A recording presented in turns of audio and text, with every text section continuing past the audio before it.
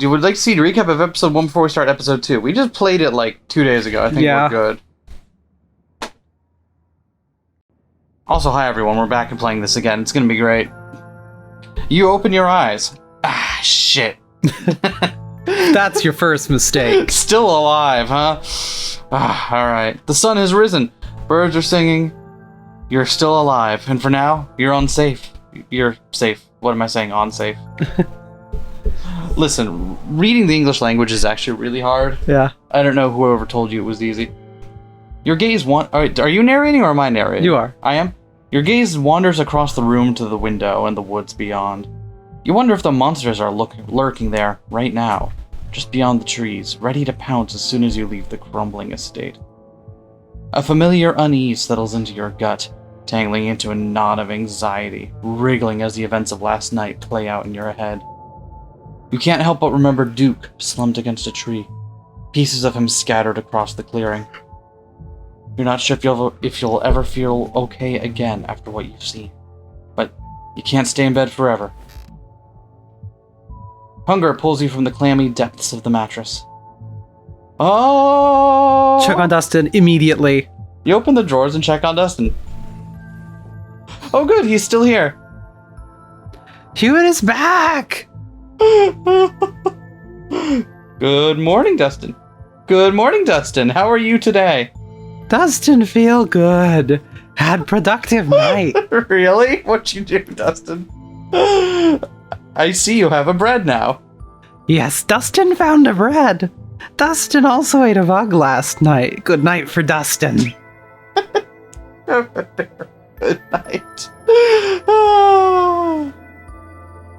Can I talk to you about something horrible that happened last night? Have you met Frafro? Have you met Frou-Frou? Monster. Fair enough. Can I talk to you about something horrible that happened? Do we want to try to talk? Yeah, we're close. Can I talk to you about something horrible that happened last night? Human can always talk to Dustin. What happened? Dustin, you're so great!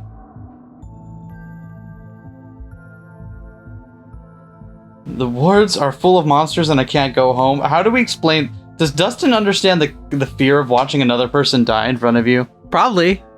Well, how should we put this? I don't know. The woods are full of big, scary monsters. Maybe Dustin knows about the big, scary monsters in the woods. Maybe. The woods are full of big, scary monsters. Dustin understand. World is full of big scaries. When Dustin gets scared, Dustin pretend to be dead. Good advice for a human, maybe. That's actually going to turn out to be useful advice later on, isn't it? That's... Can I have my clothes back? Do we need... He's using them. He's using them. It's nice to catch up. It was nice to catch up, Dustin. I'll leave you be. Okay. You gently close the door. Productive night. For Dustin. I really like Dustin. Dustin's surprisingly nice to talk to. I expected Dustin was going to be like, I don't really understand that kind of thing. But no, Dustin's great. I want to be... Should we poke back around the closet? Great, the doll didn't move during the night. Maybe it isn't haunted after all, though after everything you went through yesterday, that's hardly a consolation. But what if it had, though? But what if it had? We should also probably text Stella to make sure she's doing okay. You creep towards the window, careful not to be seen by whatever might be lurking in the garden. For a second, you thought you saw a movement. Yes, I thought I saw it too. It could have been an animal. It could have been something else. Whatever it was, it's gone now.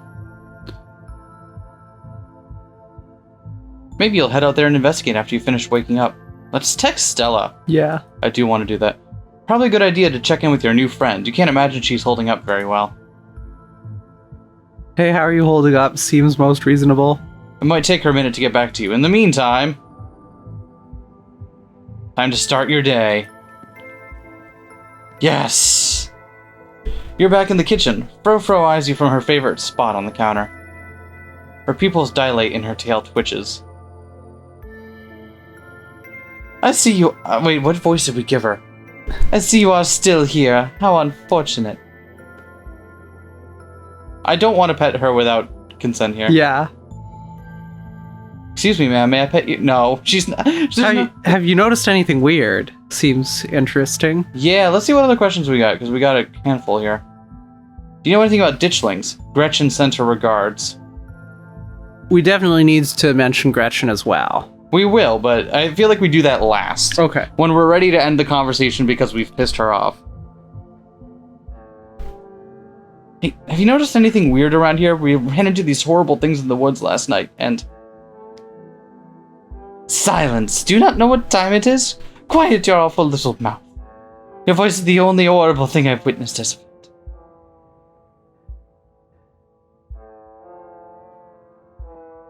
Oh, now we can't ask about the ditchlings. Yeah.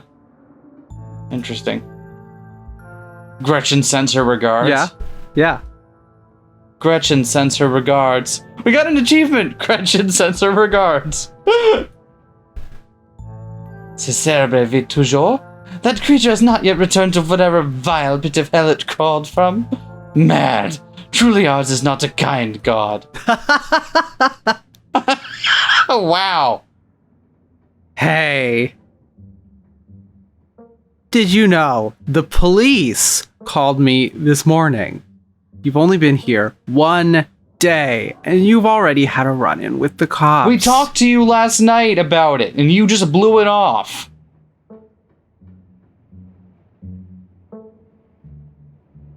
Okay, there's a lot we can go through here.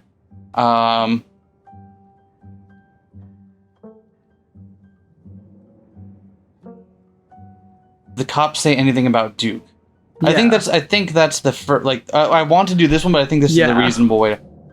Did the cops say anything about Duke? Did they find the body? Body? They didn't say anything about a body, but apparently he never went home last night. And they had quite a few questions about you, relatable. Are you... And before you ask, don't worry, I told them that you're an upstanding citizen. Thanks for having my back. Thanks for having my back. Thanks for having my back.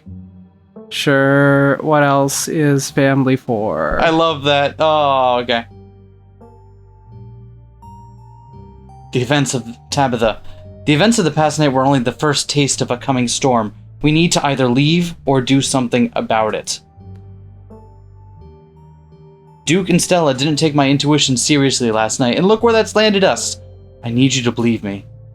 You don't need to spin me tall tales to wiggle your way out of this. Just be careful, and remember that your actions have consequences for the people around you. When will you learn that your actions have consequences? Your actions have consequences! I can't get up that high. Tabitha will remember that. I don't have the energy to spend this week cleaning up after your messes, so just don't make any extra work for me, okay? That's fine. We'll get Dustin to do it. I'm sorry, can I hang out with you today? And what is up with you and Stella? What's the plan for the day? Is there anything I can do to help out, or say nothing? Do we really want to ask in that way? I don't know.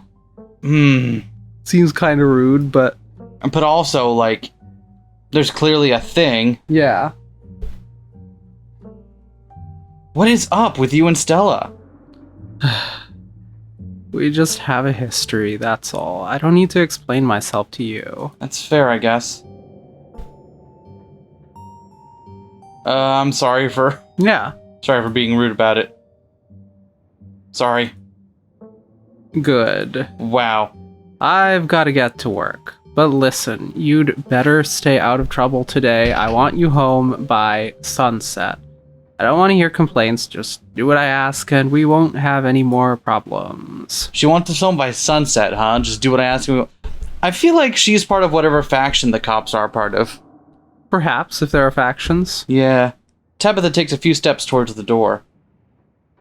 Sunset. I came home last night and you were not happy about it, okay? Your cousin huffily exits the kitchen. Her footsteps fade down the hall, ending in the characteristic creak of then slam of the front door as it opens and closes behind her. Once again, you are the only human in the estate. No, we're not. Dustin knows about the other human.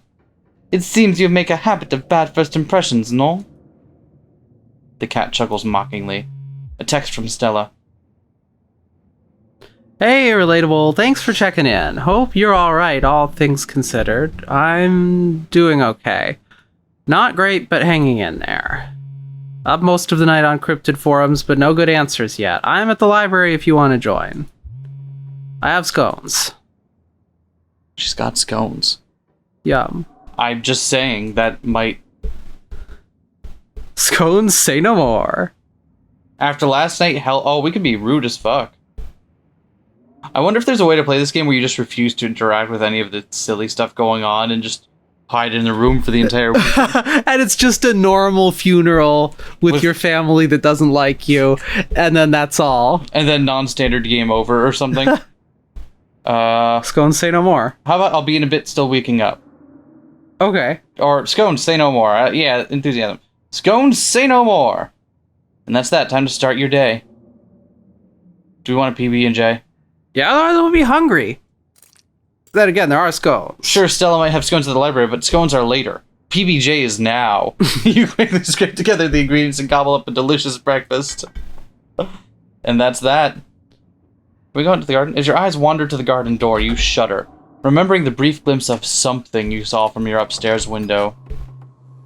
It was probably just a raccoon, but the uncertainty of what you saw gnaws at you and compels you to investigate, if only to prove that it was nothing. At the very least, you don't see anything now. You wander farther into the garden, trying to pinpoint the spot where that thing had been lurking, if indeed there had been a thing to begin with. The garden is peaceful, but undeniably eerie. Here, more than anywhere else, you're surrounded by the ghost of what this place used to be. A greenhouse sits in the midst of overwhelming greenery, unreachable from years of neglect, its glass clouded and cracked. Statues reach out from within seas of weeds as if begging to be rescued. And most strikingly, behind a pair of rusted metal gates, the very peak of the mountain, sits a graveyard. You can just make out a few of the headstones, the scarlet name carved deep and proud into their faces. You notice what a good view someone would have of your window if they stood where you're standing right now. Shall we check for clues? Yeah. You crouch down, pushing aside the greenery to examine the soft earth. A boot print. A big boot print. And what looks like some kind of viscera. Your thoughts turn to the specter from the night before. You snap a quick photo, just in case it comes in handy later. You text that to Stella? I think we trust Stella. Yeah. You send the photo to Stella. Look what I found in the garden across from my window. No way that's Tabitha-sized.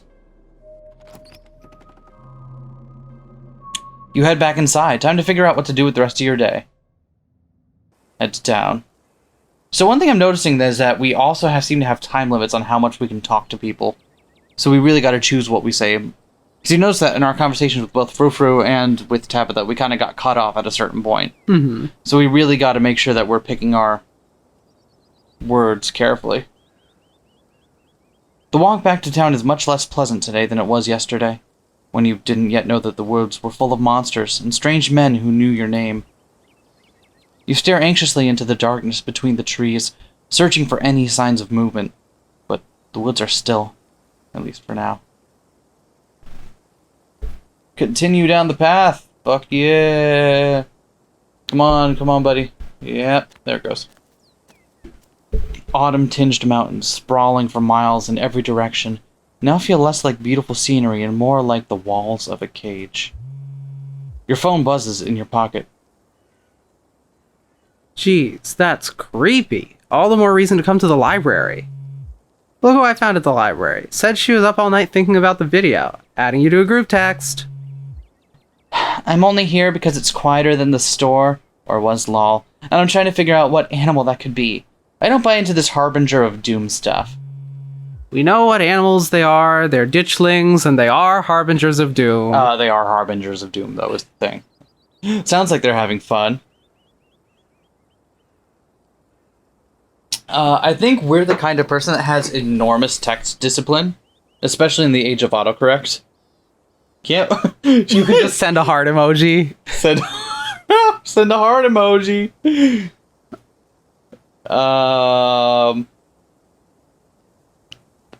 Dick slings aren't real, Stella. Send a heart emoji. Do you want to just send a heart? I don't know how else to reply to this conversation.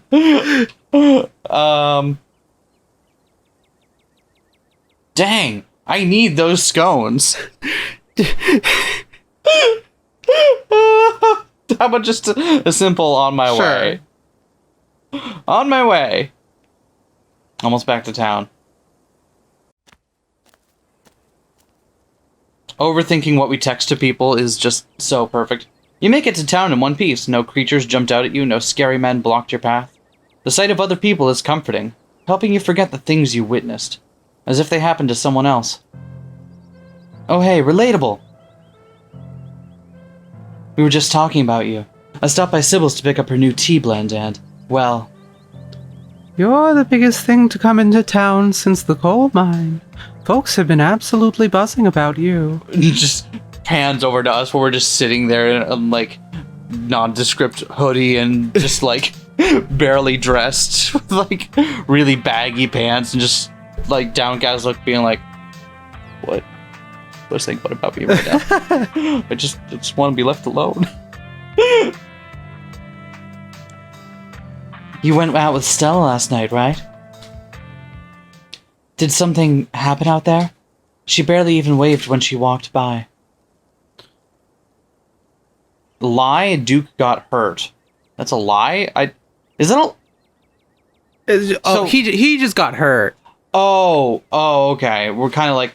Not telling... Lie by omission? Yeah. Okay. I wish there was a way to, like... I wish more games let you lie without lying. Yeah. You know, just to be like, tell Avery the whole truth. Do we know what the score is on Avery? Avery seems pretty cool. Yeah, and Stella seems to trust Avery. That's true. Geez, knows you much? I hardly know you. Traumatized and not ready to talk about it yet. Sybil here already knows, as well. And Sybil, I feel like Sybil would have given us some kind of signal if we weren't supposed to share this with Avery. Yeah. Right? Yeah. Yeah. Stella and I went into the woods to try to find a skunk ape, but we ran into something way worse, actual monsters. Sybil said that they're called ditchlings, but whatever they are, they killed Duke and have been mutilating the local wildlife. Whoa. Slow down. Duke is dead? It's true, I'm afraid. That's awful. Has anyone told Beau? Yes, he's taking it as well as you can imagine. I'll be going up to check in on him today, the poor lad. Can't believe you had to see that, relatable. Tell you what, I'm on break for the next half hour. How about you swing by the diner, when he can fix you some of Sybil's new blend and try to calm your nerves. It's chaga and lemon balm. It's always helped me on the bad days. Yes, lemon balm. And if you need to talk about what happened, I'm all ears. Anyways, it's up to you. See you around, relatable. See you, Sybil. Take care now, Avery. I'd better get back to it myself. Confidant? We got an achievement, I guess, for blabbing to everyone. For spilling our soul to literally everyone. Okay, cool. Great. So who do you think we told it to that we shouldn't have? I don't know. I'm glad I was able to catch you this morning, if only to see how you were holding up. Please don't hesitate to stop by if I can be of any help. Mystical. Yeah. If anyone's going to believe us, it's Sybil.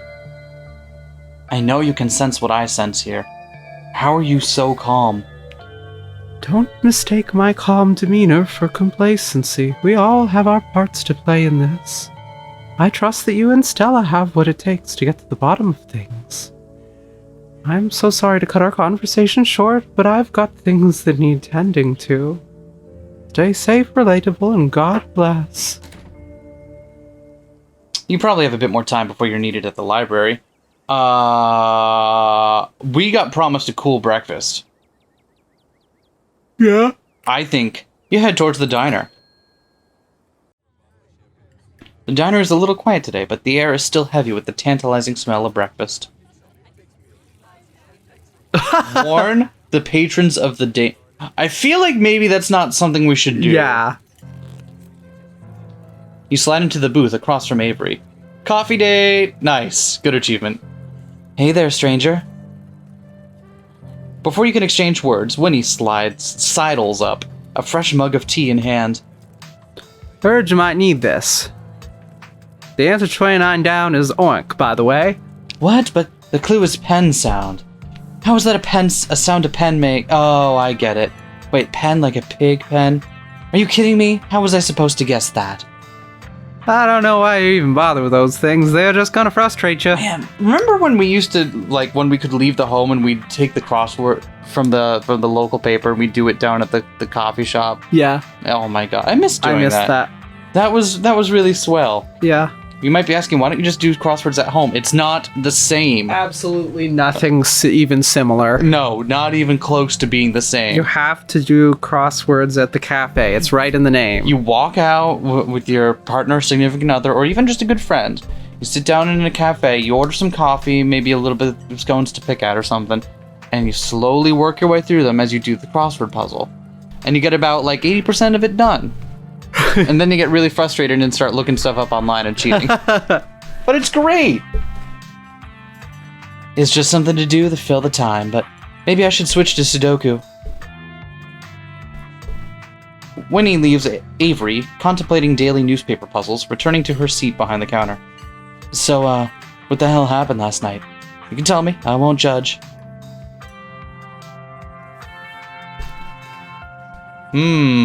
Ooh, we have a flirt option now. Someone in the comments for the first video mentioned that Stella was a romanceable option, and I did not realize that we had the ability to potentially flirt with people in this game. Nor did I. Okay. Let's try our tea first. Yeah. Mystical? You take a gentle sip of your tea. It is bitter and earthy, a flavor profile enjoyed only by the healthiest of beverages. Whoa. Not a lot of folks take to chaga so quickly. It's a fungus that grows on birch trees around here. It's supposed to be super healthy, but definitely makes for a challenging drink. Color me impressed. you just drink that stuff we scraped off a tree like a champ. Yeah. I have never been more impressed. Why do you think I'm holding the mug far away from my face? This tea sucks. I could tell you about last night, but what if you don't believe me? I'm not here to judge, I'm here to listen. Fair enough. Do we want to tell Avery, or should we kind of graciously back out, or do we want to flirt? I don't know, it seems kind of weird, the flirting in this context, where it's like, I invited you here in case you need someone to talk to about because of a traumatic event, this horrible traumatic to then thing. Turn around and then you just feel like, so start hey, batting eyelashes. Hey, yeah, yeah, that does feel a little bit weird. Yeah. Yeah. So I vote not that. Let's tell it. I feel like we can trust Avery. Yeah. You spill the beans. Glad to have someone to talk to about the horrors you've witnessed. Wow, that is some heavy stuff. No wonder Stella seemed distant. Monsters in the woods. You may not have lived here long, but I've never heard of anything like that happening around these parts. Can't say I like the thought of it. Now I think about it, when the cops came in for their morning coffee, they mentioned something about going out to the woods to look for someone. Must have been Duke. Seemed so disconnected from it. I figure it couldn't be very serious, but wow. I wonder if Winnie heard any of that. Almost certainly. What if the cops are in on it? They seem weirdly suspicious of me. I'm sure they've seen much worse. All-town cops not knowing how to do their job sounds about right. I feel like... the weirdly suspicious of me part seems the most neutral. I don't know. I it's not about staying neutral. It's about being, like... Not a dick. Yeah, because, like... Yeah, not a dick. I don't get it. They saw Stella's footage. They saw what happened out there, but it feels like so far all they've done is hound me. Hey, I don't know if it'll help your anxiety, but even if they think you did something, I'm pretty sure they wouldn't bother going after you. Those cops come in here every day, and I feel like I know them pretty well by now. And let me tell you, they have no follow-through. Can't tell you the number of complaints they've just, like, dropped after a day or two. And I'll vouch for you if they try anything.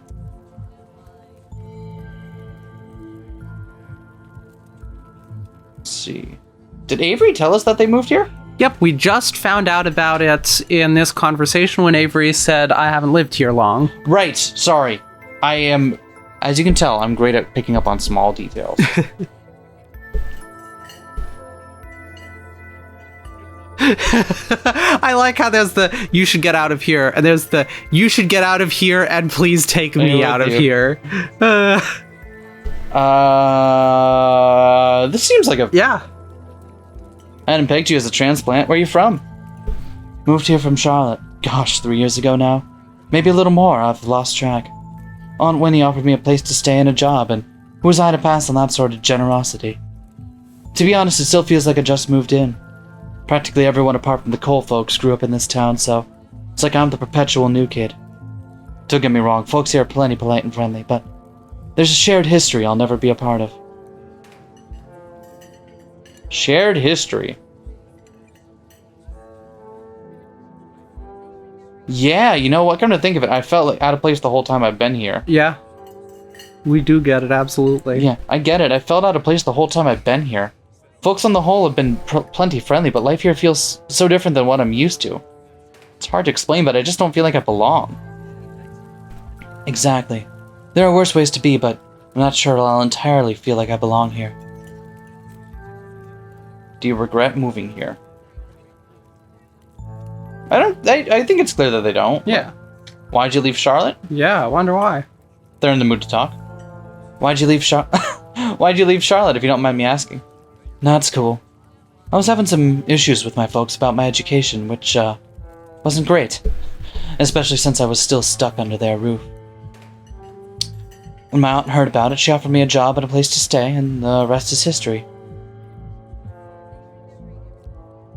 Do you want to get mystical? We gotta get mystical.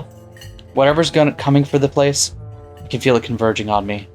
I'll get to the bottom of things, I promise. Jeez, that's rough. That's rough. That's rough, buddy. So my shift is starting. Hope you're doing a bit better. Maybe the Chaga's had a chance to start working its magic. I'm gonna keep my ears open for you. The diner's where everyone comes to gossip, so I hear a lot about what goes on around here. I'll let you know if anyone mentions those monsters or anything else strange or unusual. Avery slips out of the booth, giving a friendly half-wave before disappearing into the back. You leave the diner ready to continue your day. Yeah, Avery seems swell. Yeah? Should we swing by the general? I feel like that's not a bad idea to do before we hit the library. Okay. Just to pick up some more food that's not PB&J for us. Perhaps. This is your first time seeing the general store in the light of day. A young man sits at the table by the register, too preoccupied with his phone to care that you stepped in. Hey, who could just walk in and be like, you should leave? Explorer, hi, I'm relatable. Want to buy chips? Something? Do I talk to you? Or what you doing on your phone? Oh, we can't actually shop. Okay. Maybe we can. I don't know. It feels rude to walk into a place of business to then strike up a conversation with the person working there and be like, hey, talk to me. Does it if you're trying to buy a thing? Oh, should we be like... I don't know. If I want to buy chips or something, do I talk to you? Or... What if we introduce ourselves first? Hey, I'm relatable. Just got to town yesterday. Yeah, I know. Mom told me.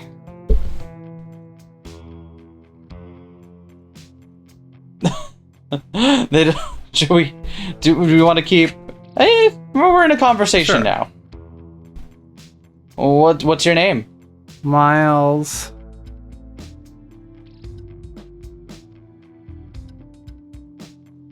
If I... yeah, okay. Yeah. If I wanted to buy a chip, something here, do I talk to you or Miles size? I guess, yeah. Kanika decided to skip work today, so of course whatever plans I had didn't matter. Just take the chips, I don't care.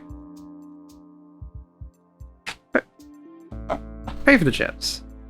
I'm not about to turn down free stuff. I don't know that that'll go too well. I'm paying for my chips, I insist. I'm not ringing you up. Take them or leave them. Well, probably don't take the chips then. I'm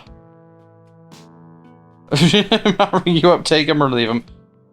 I'm good, thanks. Have it in a way. Alright, see ya, Miles. See ya, Miles. Miles doesn't respond as you turn and leave the general store. Well, that went well. Just browsing an achievement. We just... Well, I didn't feel good. I wanted chips, but I wanted to pay for the chips. Like, I appreciate the gesture, don't get me wrong. But you entered the former town hall. What is that painting? Yeah, what is that painting? Some guy getting run out of town on a rail while everything's on fire? Wow, okay. Hold on, let me wet my whistle real quick.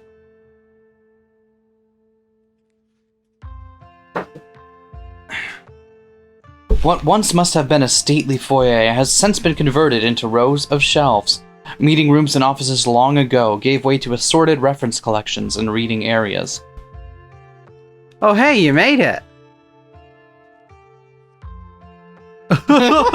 Wow! You head over to Stella and Kanika's table and settle in. You made it. Glad you could join us. I agree wholeheartedly with Stella. I am elated that you're back. Did you send my regards to that foul feline? Wink at Gretchen, give him a subtle thumbs up. Ignore Gretchen, you're in public. Yeah. Or the wink. The wink? Yeah, the wink of the thumbs up. You wink at Gretchen and give her a subtle thumbs up. Wonderful. I hope she stews on that for a long time. Morning, relatable. You even look tired. You can't just tell someone that they look tired. Do you want to take one of Gretchen or Kanika so I'm not doing 3 of the 4 voices in the scene? I'll take the fancy southern dog. Okay, cool.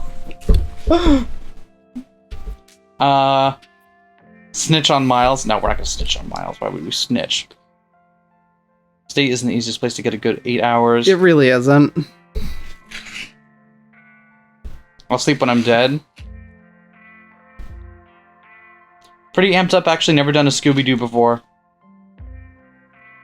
Kanika, you can't just tell someone they look tired. I love the gag of repeating someone's... Yeah.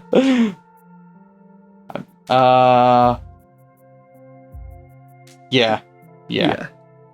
Yeah, the estate isn't the easiest place to get a good 8 hours. I never realized houses could get so windy. And all those dreadful creatures in every nook and corner. It is a wonder you got even a wink. I can only imagine. That place was already falling apart the last time I was there, and it's been years. I can't believe it hasn't been condemned. Not that there's anyone here to do the condemning. Anyways, I guess we should get started. Oh. Before I forget, we've gotta talk about that photo you sent me this morning. Kanika, check this out. Relatable found it in Tabby's garden this morning, right in line of sight of their room. Look what I just spotted in the lower left-hand corner! What? Oh my god, she has a Cubase sticker on her laptop. That's so adorable. Magical Girl fan Kanika. Kanika. And what's great about that is that it covers the spectrum of magical girls, from the shoujo, you know, like completely young girl-oriented shows, to the more grimdark takes on magical girls that can, you know... As though Sailor Moon isn't grimdark. I didn't say Sailor Moon wasn't grimdark, but it's also earnest. Yeah. In a way that Puella Magi Monaco Magica is not. Like, I'm not saying... Please don't misunderstand what I'm saying here. What in the world is the liquid around it? It looks like pus. The apostle that lives in my dresser says to be. Can we do that without saying the opossum that lives in my dresser? Do you think it's Wayne? Boots are too big to be Tabitha's. Can't say I'm thrilled about the thought of someone watching my room. Don't know if there's a connection here, but it felt worth bringing up. Don't know if there's a connection to what happened in the woods, but it felt worth texting Stella about it.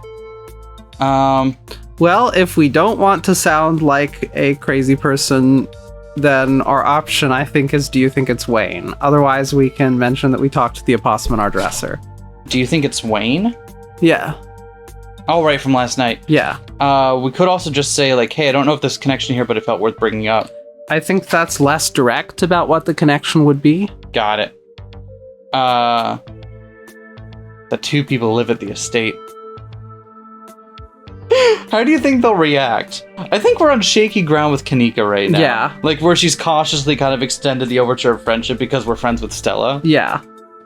I feel like maybe talking about the opossum and our dresser, as much as we love and hashtag stan Dustin.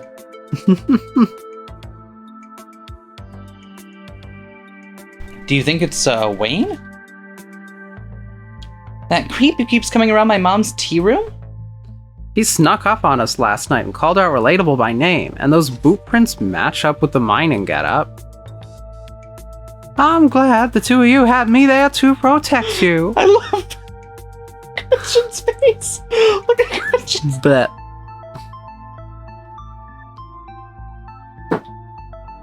Sorry, I will never not be a fan of Gretchen.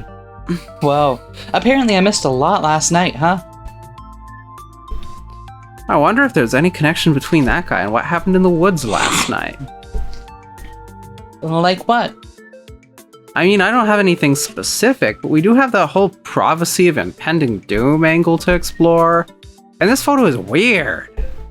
Can't stop thinking about those splatters on the ground. If he's sick, maybe it's from the creatures you encountered. Hey there, strangers. And literal stranger.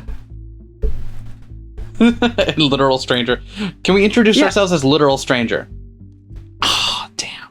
See, that would have been the best first impression right there. Hey, I'm Relatable, Tabitha's cousin, new in town for the funeral. Oh, I should have known you were a Scarlet. You look so much like Vivian. Do I now? Tell me more about how I look like Vivian. Not that I knew her very well, she just does my voice acting. I was still a little kid when she left. But that Scarlet resemblance, it's, strong. I'm Oscar Gutierrez, Chief Librarian, and only librarian. Oscar's amazing. He practically built this library from scratch. Yeah, I'm a little jealous of what the kids around here get to grow up with. I don't know how good they have it. Back when I was in elementary school, all the library had was a couple of shelves of boring books donated by old people. Y'all are too kind, but speaking of kids, have either of you seen Rosalina around town? I don't want to be a helicopter dad, but she hasn't been answering my texts, and I wanted to make sure she isn't getting into trouble out there. You know the crowd she hangs around with. They're good kids at heart. I'm sure they're just up at the old Maxwell place, doing teen stuff. Capital T teen stuff. I went up there plenty of times in my day, but I'll be sure to keep my eyes peeled. What's the old Maxwell place? Yeah. What is the old Maxwell place? Yeah, what is the old Maxwell place? It's this great old abandoned spot. We used to hang out there when we were teens. Would be funnier if she had kept it with the capital T. Yeah. Can't believe they used to be so reckless. The floors were like Swiss cheese. I should really have a talk with Rosalina when she gets home. Is this really our place to say something? I don't know that it is. Yeah, I feel like maybe it's not our place to rebut Oscar's parenting. Mm-hmm. You know, we might have opinions, but I don't think that's our place to... You cool with me saying nothing? Yeah. You say nothing, let the others talk. You might not want to let her run off like that anymore, though. It's not as safe as it usually is around here. Is that so? Kanika's right, there's some weird stuff going on out in the woods. That's actually why we came in today. Have you ever heard of creatures called ditchlings? They're a type of cryptid that shows up around places on the brink of disaster. They kind of look like if the Pillsbury Doughboy was a creepypasta. Kanika's mom told us about them last night after seeing some footage we got in the woods. I see Stella's got no problems about just telling anyone and everyone who shows up. Okay, yeah. Great. I don't feel as bad about spilling the beans to everyone now. Ditchlings. Doesn't ring a bell. Dang, worth a shot. Okay, if you were, say, trying to predict a horrible disaster that might befall our town, where would you start looking? On the pad. Yeah. Oh! Well, they say history repeats itself, so I'd probably try and figure out what sort of disasters this region typically falls prey to. That's incredibly reasonable. You're really smart, Oscar. Should I be worried about something?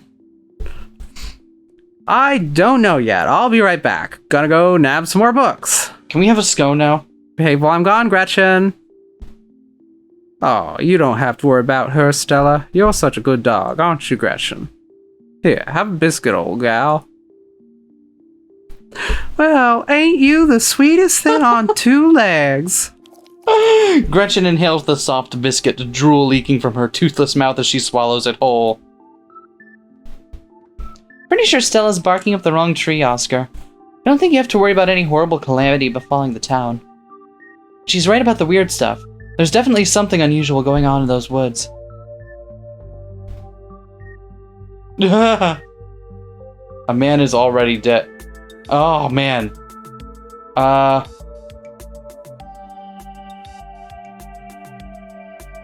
feel like this is about as straightforward as we can be without being, like... Yeah. I feel like saying a man is dead might have the opposite effect at this point. So. Yeah. Well, whatever's out there in the woods has been brutalizing the local wildlife. I don't think it's safe. I'm gonna try calling Rosalina again. I'm sure she's fine, really. Rosalina's a smart kid. She knows better than to go around getting into trouble, and we'll make sure to keep our eyes peeled. Thanks, Kanika. And relatable, if you see a 13-year-old girl with a black braid and glasses, would you let her know her dad is worried about her? Will do. Black braid and glasses. I can't English. English is so hard. Oscar anxiously wanders off, phone in hand. Got him. Just grabbed a whole mess of local history books. Stella sets a massive pile of books on the table and pulls up a chair. All right. Got our snacks, got our source documents. Let's get this research party started. This is going to be so much faster with the two of you here to help out. Can we give Gretchen a book? I'll be doing most of my research online. You never know what kind of weird biases the folks writing these books might have. Whatever you find online might be biased too, you know. Which is why we cross-reference things. Come on, keep up. Yeah, you're right. It's good to cast a wide net. Guess the books are up to me and relatable. What? Is that just a generic bad, or is that... Huh? I can't tell it, because that's a Cubase sticker for sure, but... Yeah, if that's a reference to... If her other stickers are a reference to something, let us know. Reading awaits! Veins of Scarlet, a history of the Scarlet Hollow coal mines. Do Silas Scarlet, soldier, woodsman, leader. Appalachian folk monsters. Reading is for suckers. Let Kanika and Stella do the work for you. Ooh, worst answer. I do want to learn more about our history, though. Yeah. Let's... Forced into retirement at age 50 due to a war injury from his time in the Indian Wars, exacerbated by his short stint serving as a captain in the Confederacy, Silas Scarlet also lost his eldest two sons to that bloodiest of wars, leaving his third eldest son, Andrew Jackson Scarlet, to take charge of the mine. Under his leadership, the mine prospered, undoubtedly in part due to the growth of the railroad industry. Managed to evade the coal union for decades, making them one of the most profitable mines in the country. Andrew Scarlet built the surrounding town into what it is today, with expensive stone buildings, a bustling main street, overseeing it all, the elegant Scarlet estate that was, until 1889, the largest and finest feat of architecture in the region. Culminating in the tragic collapse of 1918. It was found that Charles Shaw, the co-manager of the mine, had loosened security measures to increase the production during World War I, resulting in a fatal collapse in the depths of over 160 men and boys, some as young as 10. The casualties included Andrew Jackson Scarlet's eldest son, Theodore, who had taken over for his aging father during the bustle of the war. His brother, Enoch V. Scarlet, managed to pull the mine from the brink of ruin, thereby saving the town. Okay. So this is how your family made its fortune. Oof! That's...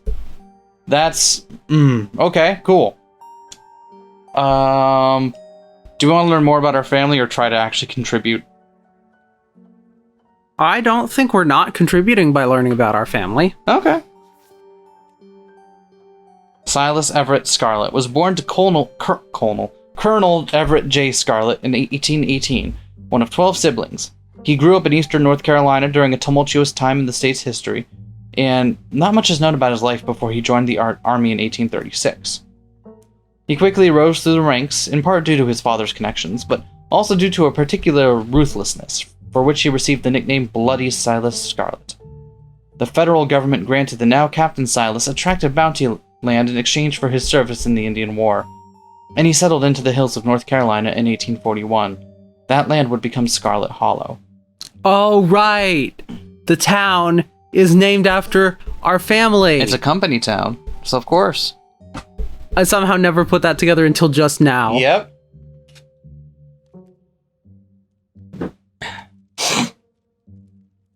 But it started as a simple log cabin, built by Silas' own 2 hands, occupied by his family of 10.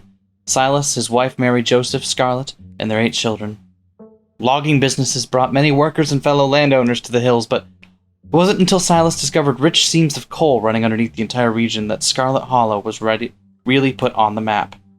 He saved what he could and bought the surrounding hillside at a great discount, cleverly hiding what he knew about the land's true value. Thus, he had all the resources to found Scarlet Hollow's now famous coal mine. You're finished with this one. Appalachian folk monsters? A few entries catch your eye. You want to read these ones? Sure. Okay, so let's see our options. We have Wampus Cat, a large cat-like creature with a loud howling voice, often said to sound like a woman crying out in pain. Tommyknockers, enigmatic cave-dwelling creatures, primarily known for causing mischief. And Tailipo, a small creature with a long tail and wide yellow eyes. I feel like this one's rare, especially since Duke was talking about something that looked like a mountain lion. Yeah. Often linked to Cherokee legends, some cite the Wampus Cat as originating with the story of a woman who sought vengeance against a monstrous cat demon for driving her husband mad. She hunted it down and, by wearing a bobcat mask, tricked it into using its own vile magic on itself, freeing the people of their region from its evil.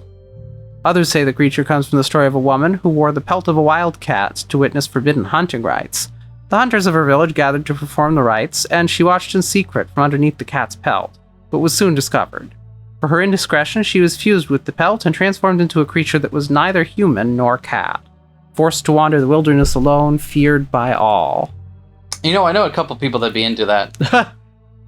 Her calls are those of great sadness and serve as a warning to anyone who dares to go against tradition. I didn't realize we were reading anti-furry propaganda. Tommyknockers. Tommyknockers originated in Cornish mythology, spreading to the United States when Cornish immigrants began working in Appalachian mines. They are named for the knocking that can be heard from seemingly within the walls before a cave-in.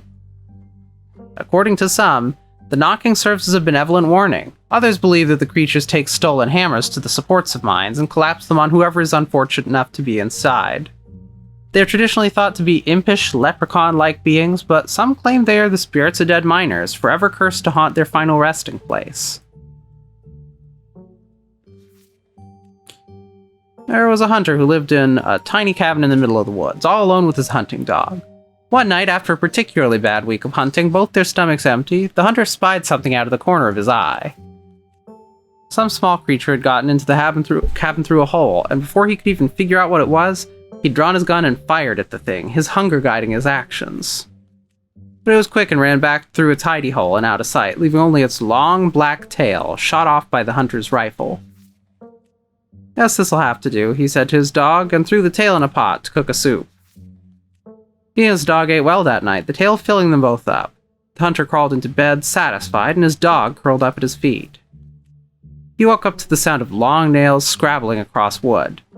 His dog was nowhere in sight, only a rumpled spot on the covers where he'd been, and in the gloom, he saw 2 big yellow eyes staring right at him.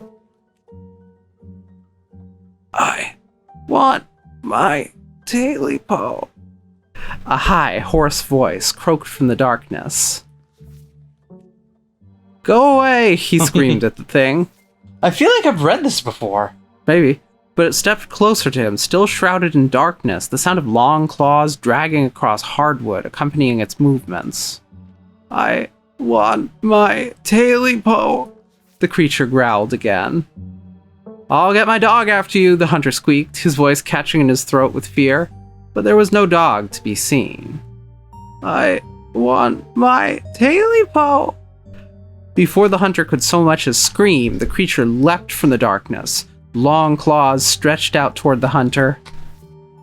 No one is sure what the creature did to him that night, but the next morning, all that remained of the hunter, His dog and his cabin was a chimney, standing alone in the woods. I don't know if I've read that exact one, but I've definitely read something like that. I think we're done here. Yeah, we read all the books. You did a good job. You closed the book and put it back. I think I'm all done. Let's check in. I think I'm all done. Let's check in. Alright, if we're going with what Kanika's mom told us last night, I think we can rule out any natural disasters as what brought the ditchlings here. But not nuclear incidents. Looks like our state has a history with those. What about y'all? Find anything? Before you can respond, a handsome black cat leaps onto the table. Stella quickly slams her book shut. Aw, hey Pixel. You might want to close your book. He loves to rip up any paper he can find. Pixel, my dear friend, it's been too long. How have you been? Hungry? Did Stella bring the good stuff? Haha. Don't worry, little guy. I didn't forget your treats. Oh yeah, snack time. Snacks. Sorry if Pixel's bothering y'all. Hopefully he hasn't gobbled up any of our books. He can't stand the thought that people might pay attention to anything that isn't him. Hey Pixel, what do you think about the monsters in the woods? Why do you let a paper shredder freely wander a library? Shall we always say, hey Pixel? Yeah. Hey Pixel, what do you think about the monsters we saw in the woods? I'm an indoor cat, I know nothing about no woods. Just hang out in the library, especially now that our house got haunted. Pixel says your house is haunted. Pixel says your house is haunted. What's up with that? How did you know? At this point, Stella's like, wait, do you really talk to animals? Relatable is either psychic or they can talk to animals. It's a long story. No comment. We've been living in the library for a little bit. It's been great. Way more snacks, way more scritches. Hell yeah. Except sometimes there's too much scritches. Hold up, what kind of haunting are we talking about here? Unexplained noises, objects appearing in strange and unfamiliar places? Oh, Oscar, don't get our hopes up like that. Nothing like that, sorry. The floor in my bedroom just keeps seeping blood, and I've seen a strange figure in the hallway a couple times. Okay, that's not normal, though. Like, the blood. Wait, you've seen a full-body apparition? Can I see it? Stella, it's probably just a dirty pipe or something. But what if it's a ghost? I believe him. It's totally a ghost. Let's go bust it. I believe him.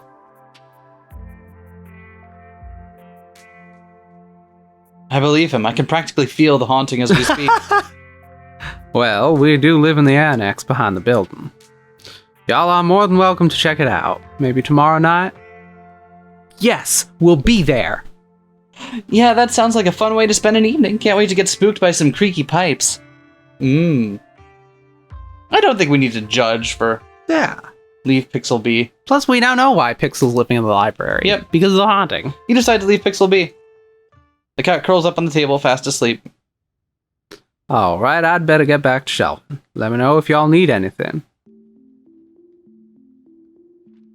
Any luck with Rosalina? Stella, what are you saying about nuclear incidents? There's cold here.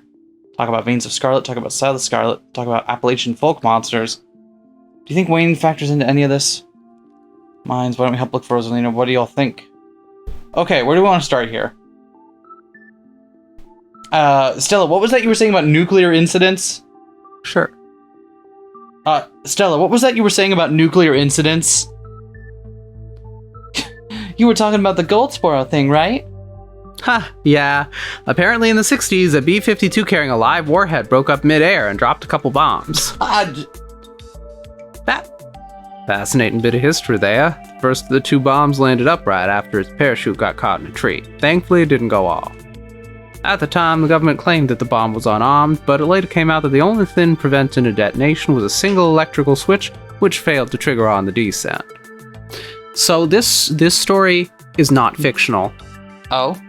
Yeah, we accidentally nuclear bombed ourselves when a bomber broke up in midair, and it could very well have gone off, and luckily didn't. Oh, Jesus Christ. I don't know if the location is the same as the real story, but there's totally just nuclear bomb parts and or a whole nuclear bomb at the bottom of a swamp somewhere in the south. U.S. nuclear bombed itself. The 1961 Goldsboro B-52 It was crash, Goldsboro. Oh, yeah. which occurred near Goldsboro, North Carolina. Yep. Yep. That's 100% real facts That's there.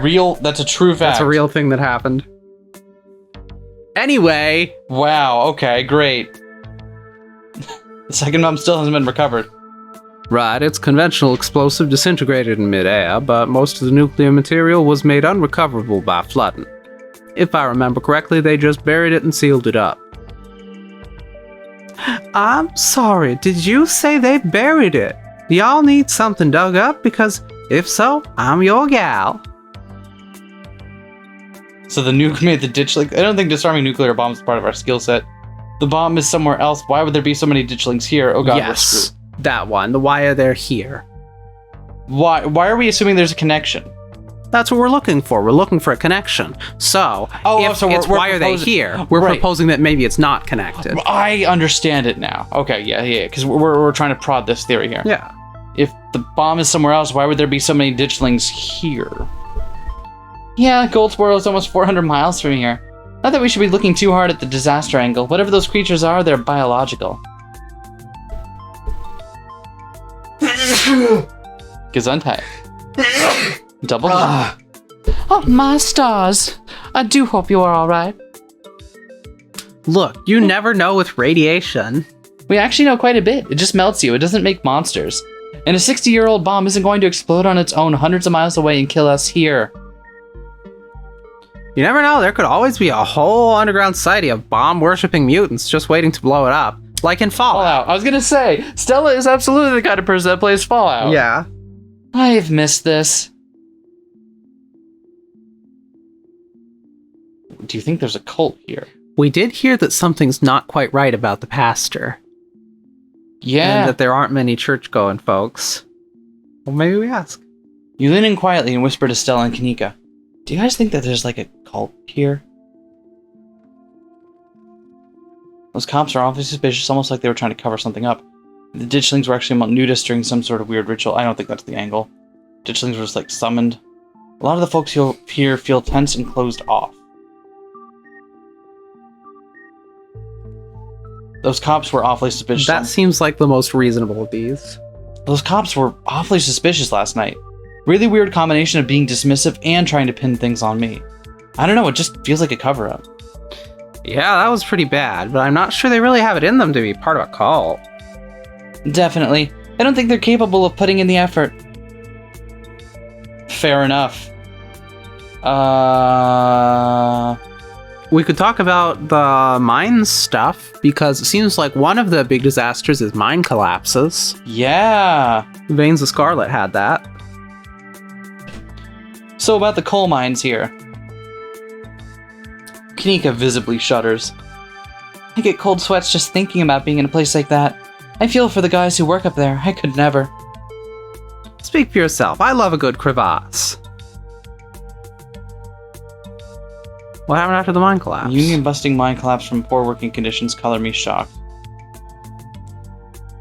Wait, what if... Oh, here's some theories, though, down there. Maybe the ditchlings are here to foretell another collapse. What if there's something toxic in the mines? Why is the entire Wayne seems sick? So I think we can use one of the explore options before we have to commit to one of the options down there, but... The what happened seems useful, because that'll give us knowledge. That one's just a comment. I assume we'll get the same information anyway, and always... Will we? Maybe? I don't know, I always think it's good to make ourselves known as pro-union at all times. Okay. We can do that.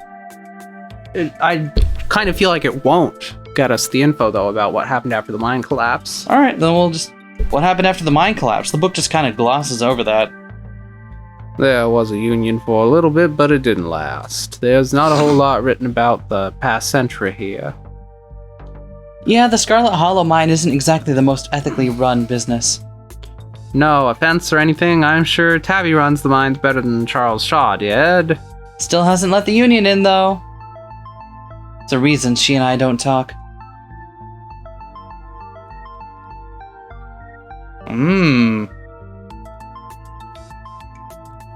Yeah, so we can still do that one. Do you want to? Seems reasonable. A union-busting mine collapse from poor working conditions? Color me shocked. Yeah, it's pretty awful. That's what the sculpture out front is for, commemorating all the men and children who died that day. Oscar, you sure are hanging over our conversation for a very long time. Yeah? Every kid in Scarlet Hollow learns about the collapse of 1918. Our teachers love to emphasize how many children they had working down there, probably to try and show us how good we have it or whatever. Low bar, if you ask me. You know, that could be what the ditchlings are warning us about. Another collapse.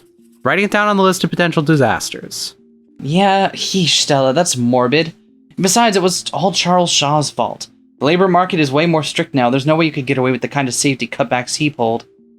Y'all don't actually think the mine's about to collapse, right? No, I don't think so. Had me worried there for a second. What about you, Gretchen? You got anything to add to this conversation? No. Okay, fair enough. I hate to give Tabitha any credit, but the mine is safer now than it was back then. Still, what a horrible thought. You never know. So, what are our further options? Seems like they changed a little again. Okay. Stella, maybe the ditchlings are warning about another collapse, but the ditchlings are coming back from the mines. Something toxic in the mines poisoning town. Wayne seems sick. That's not a bad theory. Yeah. Not sure I agree with the collapse angle, but the mines seem important. The whole town is built around them. Mines seem too obvious. It's gotta be something. I actually, you know what? When we put forth the theories, I think this is probably the most reasonable. I don't think the mines are the disaster being foretold, but I think they're definitely important to it. I kind of want to know about Wayne. Yeah, me too, actually. Shall we say this first, and then we can... Sure. You guys really seem to have a bone to pick with Charles Shaw. That's what happens when someone directly causes a monumental disaster. Especially in a small town like this. People tend to spit when they hear your name. Is that why people hate us? Is it? Because we're related to the family running the mining town. That family that has a bloody history where it killed a bunch of its workers. Do they hate Tabitha? Tabitha certainly doesn't seem to like anyone else. That's true. He got run out of town on a rail, you know. And that's not a figure of speech. Back then they actually tied you to a rail and ran you out of town. There's a big mural of it over on the far wall. We saw that, actually. He got off easy, if you ask me. Okay. So... Wayne seems sick. I want to go with either the sick one or the important one. What you're feeling more this first one? Yeah. Yeah, okay. What if there's something toxic in the mines poisoning the town? Wayne seems sick. Honestly, that sounds like one of the most plausible explanations we've heard so far. What about the ditchlings? I don't know, maybe there's some sort of parasite down in the mines. Maybe it infected Wayne, and maybe Wayne infected the local wildlife. Yeah, that could work. Okay. I still love the honor. It's just the monster looking like We're talking about Silas Scarlet. Sure. Looks like we'll be able to go through all these, so Silas Scarlet. Rich guy in the South? I should have known it wouldn't be pretty. What a revisionist biography. Guess he was a product of a different time. Who knows what future generations will think when they look back on us. Talk about a self-made man. Seems like a great dude. Thinks the ditchlings are here for retribution. I get it, must be one of those burial grounds situations, right? Like in Poltergeist. This town is stuck in the past and built on atrocities. It's already practically collapsing onto itself. No offense. Sounds like a terrible person, but I don't see what it has to do with bad omens or creatures in the woods. I don't think he's really relevant to whatever's happening right now. Never mind. Let's see. What a revisionist biography.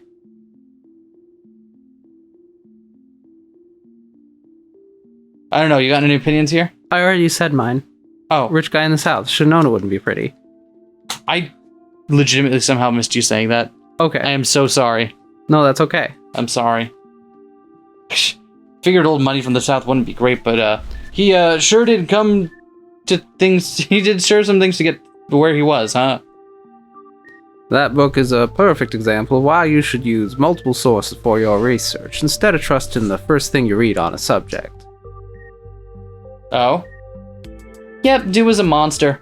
The mines made a lot of money during the Civil War, too, and he Could probably guess which side North Carolina business owner would be working for.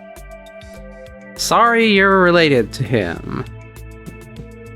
Sorry you're related to him? That's the weirdest thing. Yeah, I'm sorry we're related to him too. Could the ditchlings be here for retribution? Do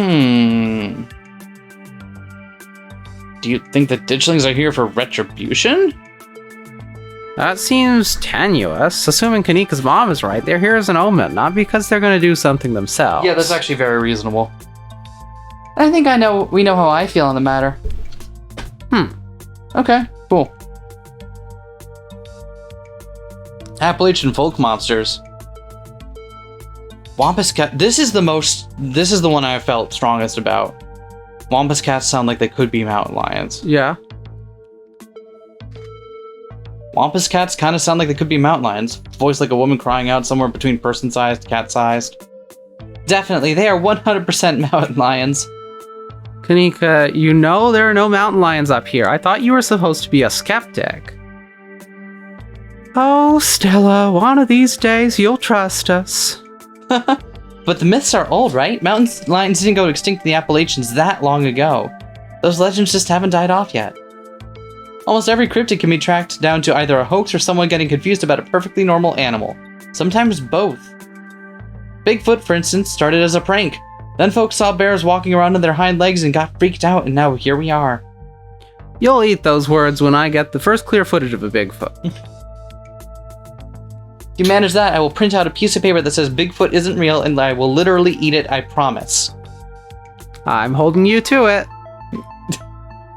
I think the ditchlings are Tommy... Do you think Wayne is a Tommyknocker? My mom used to tell me that Tailipo story. I'd totally forgotten about it. My mom used to tell me that Tailipo story back when I was little. Can't believe I forgot that one. It scared me so bad I didn't eat soup for years. Thought a monster might try and dig it out of my stomach if I did. I love that one. There's this old chimney in the woods that I used to think was the chimney from Tailipo, the one that was left after the thing did whatever it did. Now I know it's just because chimneys don't burn down. Wooden houses do. That doesn't mean it's not the chimney from Tailipo. I've camped out there a couple times and seen some pretty spooky stuff. Yeah, I watched that video. You saw raccoons. You're gonna get rabies one of these days chasing after wildlife like that. What can I say? I like to live on the edge. Both of those are interesting. Really? Yeah. I don't know if I feel... it doesn't really fit their MO. And yet, both are interesting. Do you think Wayne is a Tommyknocker? Maybe he's the ghost of a dead miner. There's something seriously wrong with the guy. We should definitely look into that, but I don't think he's a ghost. Yeah, ghosts tend to be tied to a specific place, though maybe he's haunting the whole town. He's not a ghost because ghosts aren't real. Also, I've seen him, like, touch stuff. Let's move on. Hey, had any luck catching getting Rosalina on the horn? Haha, not yet. I knew a teen would be a handful, but I didn't think it'd happen overnight. I do appreciate how everyone's using the capital T, teen. I'll probably head out once y'all are done and check in on her usual haunts. So now... Okay, now we gotta commit to something here. What are you feeling? I don't know. We could ask, what do y'all think? Yeah.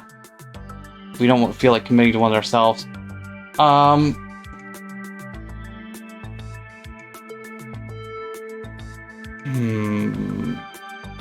The mines seem important to us. They do. But also people are working there. It's a job site. Yeah. It's not like we can just go over there and poke our heads around. It's like people are doing work. Yeah. Yeah, it seems like a shitty thing to... Like, hey, we're gonna poke our head in here while you're working. Ooh, spooky. I didn't get the impression that's what it would mean, seeing as you obviously can't just go in a mine. Oh, okay. Then... You want to check out the mines then? I don't know. What do you think? I don't know that there's anything more to gain from the woods at this point. Okay. I was going back between, like, why don't we look for Rosalina and we should check out the mines. Okay. If we both feeling the mines, though, why don't we go with that? Alright. We should check out the mines between Wayne, the old collapse, and the fact that the whole town's practically built around them. Seems like the smartest place to start. Good idea. There's an awful lot of mines-related stuff in my notes. We can poke around, find out if anyone's seen anything weird. Just to clarify, you two are suggesting we go question some of the miners, right? We are not poking around unprepared in the actual mines, right? Right? Yeah, totally, 100%. I would never. We don't even have a good reason to go down there. Good. Let's keep it that way. You know how I feel about mines.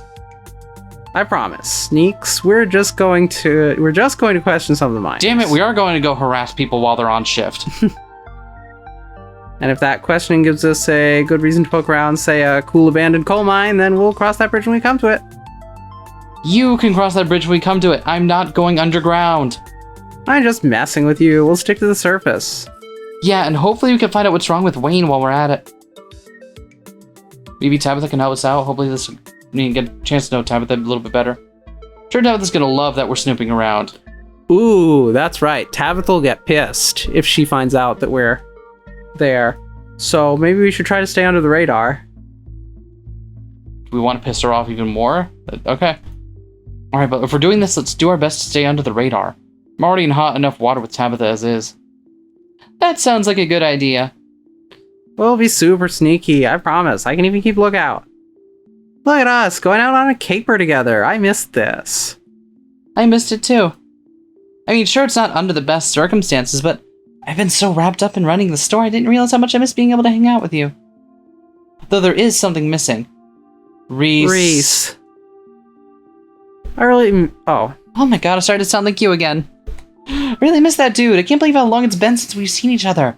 Have you seen him lately? Nope, I've tried to plan stuff, but he's been too sick. Didn't realize it was getting that bad. Poor guy. You know, we could just pop over and surprise him. He seemed excited to meet Relatable. Maybe we'll finally get him to leave his little cave. Hell yeah, let's do it. Alright, let's roll out. See ya, Oscar. We'll let you know if we run into Rosalina. Thanks, guys. I'll keep y'all posted. Interesting. So, indeed, we are being taken over to Reese's house, like we were wondering. They certainly have been trying to get us here, but... Last episode, and if we assume that there is some kind of, like, faction in the town that's pulling some strings, it certainly seems like they've been trying to get us to this one location for some reason. Yeah, huh. Yeah. Although that's also the kind of thing you could just play off as a coincidence, but still. Reese's home stands at the edge of the forest wall, an isolated buffer cushioning the rest of the town from unending wilderness. Reese, it's Stella. I brought some buddies, too. Counting up characters. I'll take Reese. Shh, not so loud. That's not Reese, though. That's not Reese. Shh, not so loud. He's still sleeping. Can I help you with something? The woman in the doorway stares directly into your eyes. You can practically feel her simmering irritation washing over you. Hi, Dr. Kelly. We were wondering if it would be okay if Reese could come hang out? Nothing strenuous, we promise. I'm not going to wake him up. If he's sleeping, he probably needs it. Whatever you two have planned is probably beyond what he can manage right now anyways. Oh no, poor Reese. It's just been so long since either of us have gotten the chance to hang out with him. I'm sure he and Relatable would get along super well, too. Stella, if Reese is that sick, we shouldn't be dragging him along on adventures. Should we just introduce ourselves? Hi, I'm Relatable. Vivian's kid. I know who you are. The way she avoids looking at you as she speaks makes you feel like you've done something wrong, even though you're pretty sure you've done nothing at all. I do think it's got to be related to the fact that we're related to the family that owns the mine. Possibly. And remember, Tabitha is super angry at us because our parents got out of it and left her and her branch of the family to continue running the place. Reese's mom turns back into the house, sighing. Sorry. I know that was a little rude. You just want to hang out with Reese, and he misses both of you, too. She sighs again as if deciding whether to finish her thought. He's usually feeling his best around mid-afternoon. Why don't you come over tomorrow? We can have some supper and y'all can hang out. For a bit. I don't promise he'll be perky, but I'm sure it'll brighten his spirits to see you two again. And I suppose you can come too, Relatable. That would be great. I can bring a side dish. Maybe deviled eggs? Does he still eat those? No, eggs are a little much for him. They don't settle well. You can leave the cooking to me. I know what he can handle. Okay, I'll bring soda then. That's not... Okay, yes, fine. You can bring soda. Nothing with caffeine. Ginger ale, preferably. Leave the dog at home.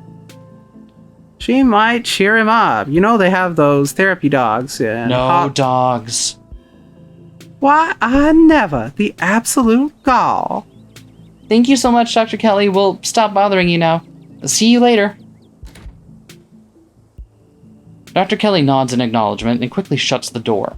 The sound of several locks clicking into place can be heard from within. What is up with Reese? Yeah, huh? And why does she need a full day to prepare before we're allowed to see him? Indeed. And why are there a billion locks, and why... I've got so many questions. God, that woman makes me so nervous. I remember she used to be so nice and carefree when we were kids. She always had the best stickers when we had to get our shots. Maybe she's just stressed about Reese. Or maybe she's just nice to kids. Either way, I guess it's just the three of us. You gonna drive? Yeah, sorry, I don't like the thought of going up there without the van. Cool, I'll take my shortcut then. It shouldn't take long for me to get there. You're welcome to tag along, Relatable. Don't worry, I won't be offended if you'd rather ride with Kanika. I'm sure you're probably sick of the woods. Either way works for me.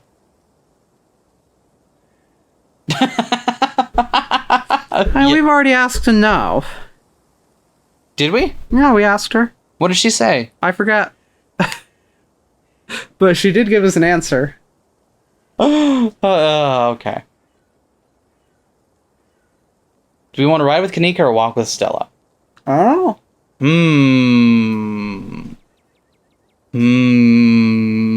Let's ride with Kanika. I feel like we haven't gotten to know her that well yet. Okay. As soon as the mouse works. Boom, there it goes. I'll ride with Kanika. See you at the mines. Kanika is a careful driver, but her old van still bumps around on the mountain roads. Thanks for indulging us on that little diversion. Reese's mom can be a lot, but I'm glad we have solid plans for tomorrow. Stella and I haven't really seen much of him in the past few years. That sort of isolation can't be good for his health, no matter what his mom says. So, what's actually going on with Reese? Yeah, so what is actually going on with Reese? Good question. I wish we knew. His mom's saying he's been sick for years, and it's not like she's wrong about it. He's been a wreck the few times I've seen him. That's rough. Yep.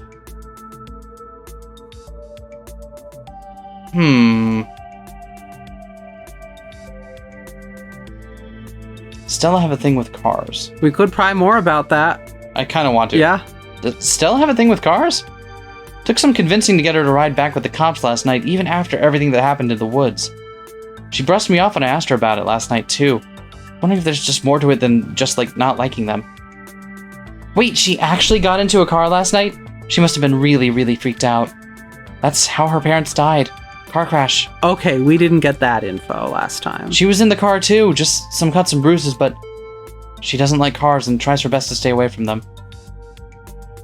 I don't think she's ever going to actually leave this town.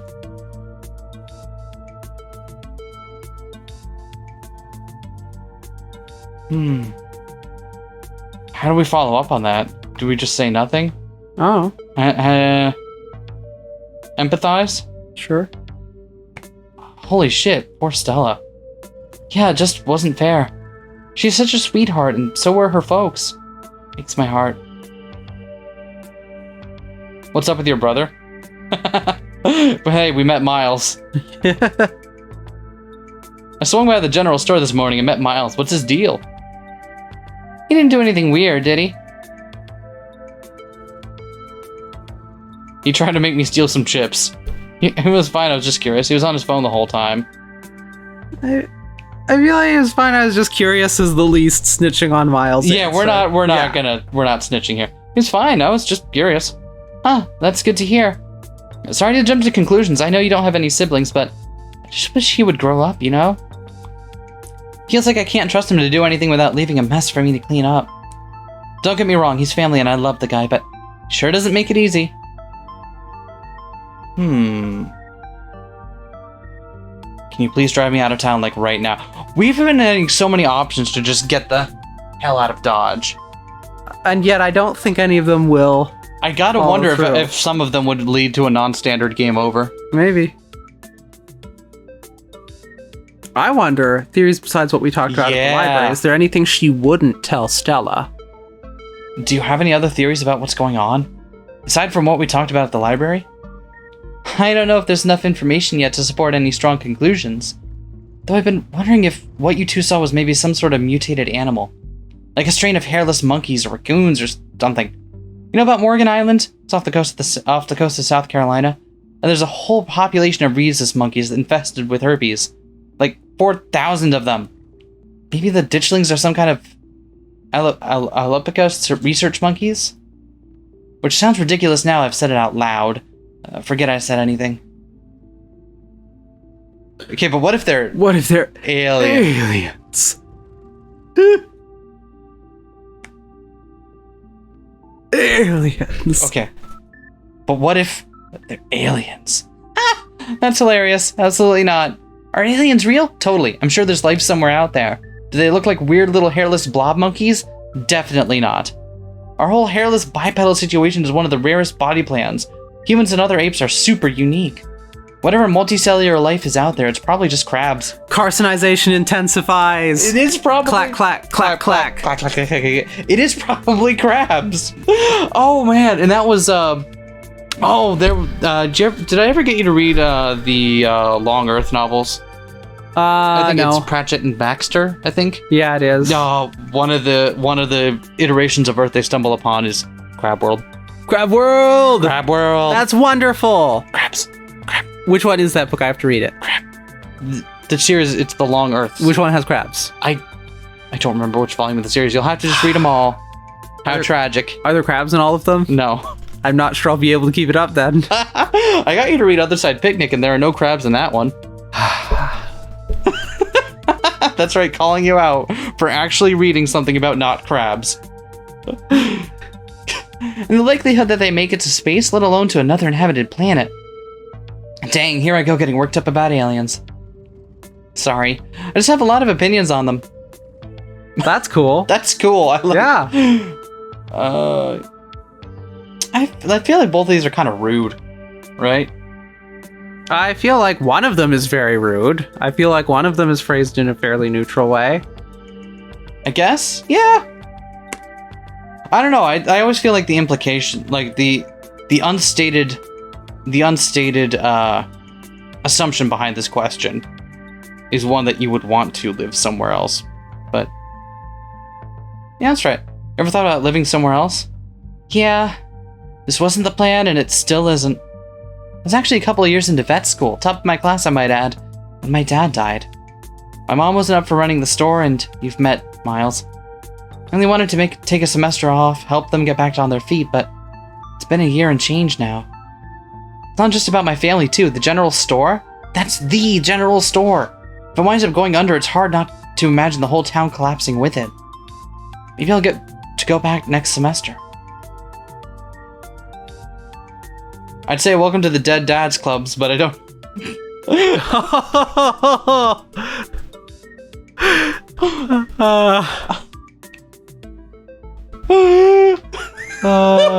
I just saved, right? Yeah, you just saved. I'd say welcome to the Dead Dads Clubs, but I don't actually know if my dad is dead. You're funny. That went about as well as it could. We have to pick it every time it comes up. I'm just saying. Vet school, just like Stella's mom, huh? Vet school, just like Stella's mom. You know, I never really thought of it that way, but yeah, I guess you're right.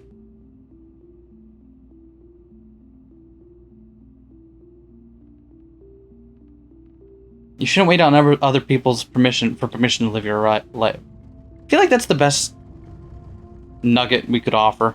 Perhaps. Do you feel another option? Nah.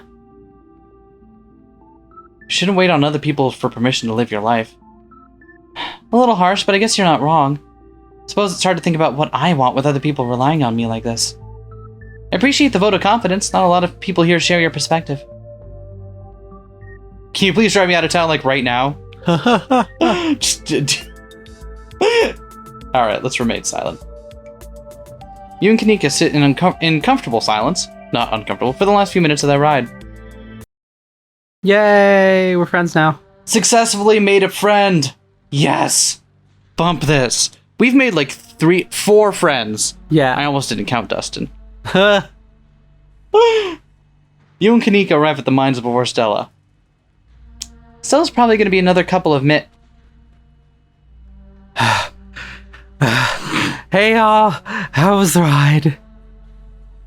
Oh, I put Gretchen down for a sec. It's so good to see both of y'all again. Did you run here? Yeah, felt like getting a run in. I didn't want to keep y'all waiting. Fair enough. My poor Stella was scared out of her mind.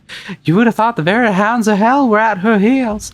And all that running rattled my bones something awful. You didn't run into any of those creatures, did you? Nope. That makes sense. They're probably nocturnal.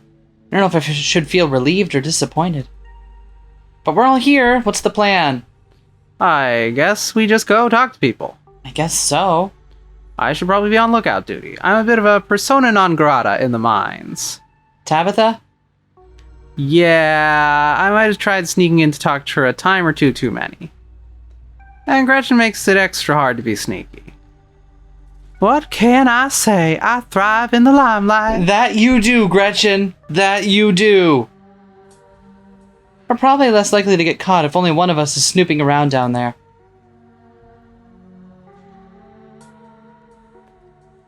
What's the third person doing? Yeah.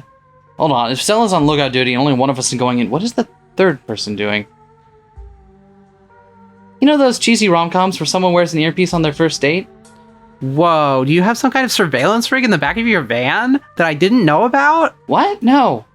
I have a pair of earbuds with a really good mic. We can just do a group call. I take it I'm the one going in? Yeah.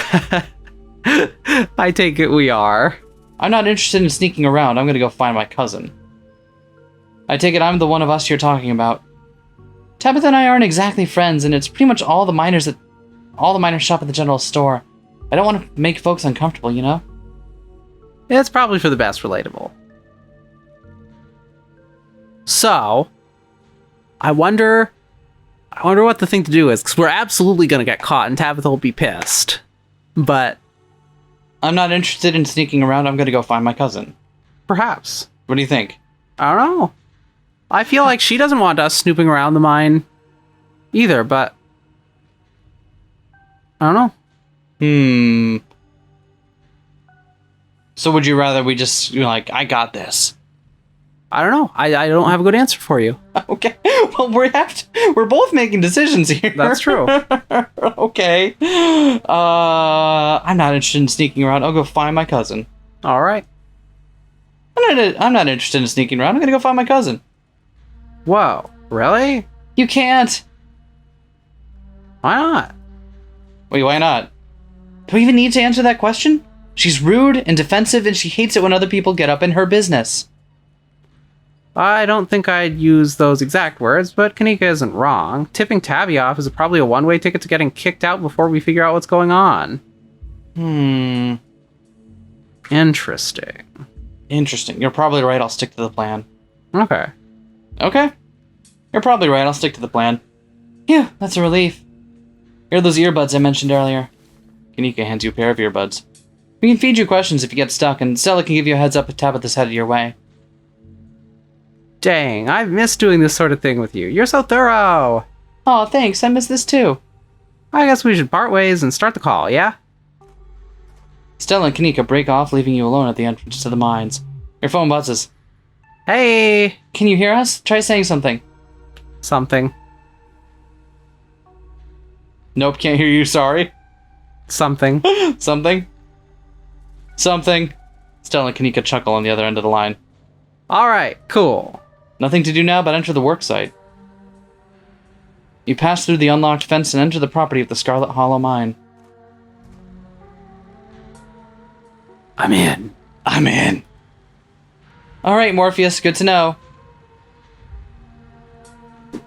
Go straight to the main office to find your cousin. What do we want to do? Well, we said we'd stick to the plan, so why not try it? You approach the nearest group of miners, a blonde woman, a broad-shouldered man, and a long-haired older man. Their uniforms identified them as Harrison, Davis, and Zax. You got a reason to be bothering us.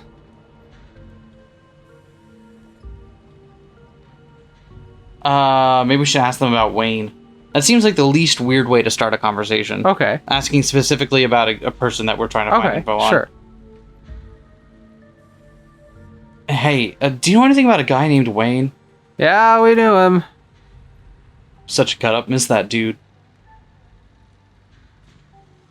We should say what happened to him before we say he accosted us. What happened to him? The miners shift for a moment, uncomfortably glancing at one another. Isn't that the guy y'all said was, He's gone, that's all that matters. What happened to him? What are you, some sort of cop? I'm Tabitha's cousin. I feel like Tabitha will find out if we tell anyone that we're her cousin. But just tell me what happened is not a... Remaining silent is an option too, though. You remain silent. I don't like the smell of this one bit, but I know bait when I see it. Let's get out of here. Our shift's about to start anyways. Maybe we should have started with he accosted us. Maybe. Sorry. The miners pack up their things and leave.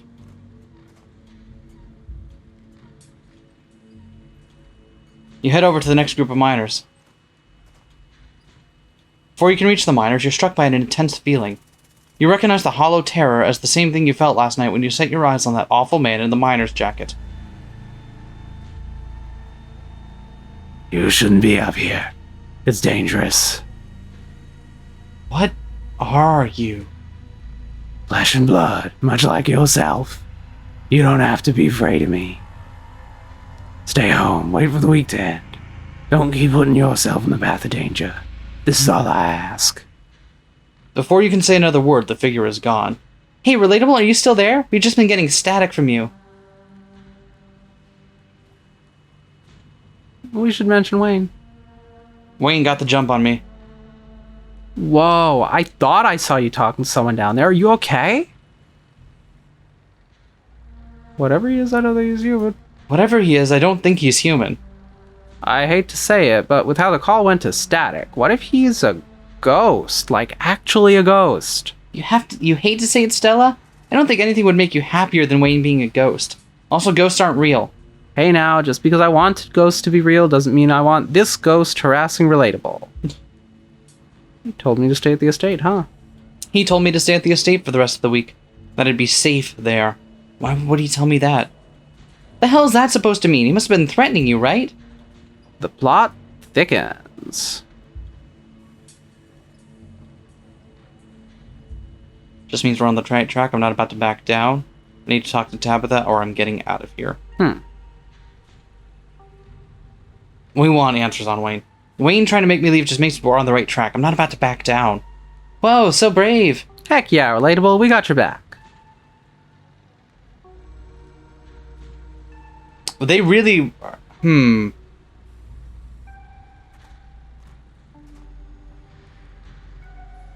Hey there, can we help you with something?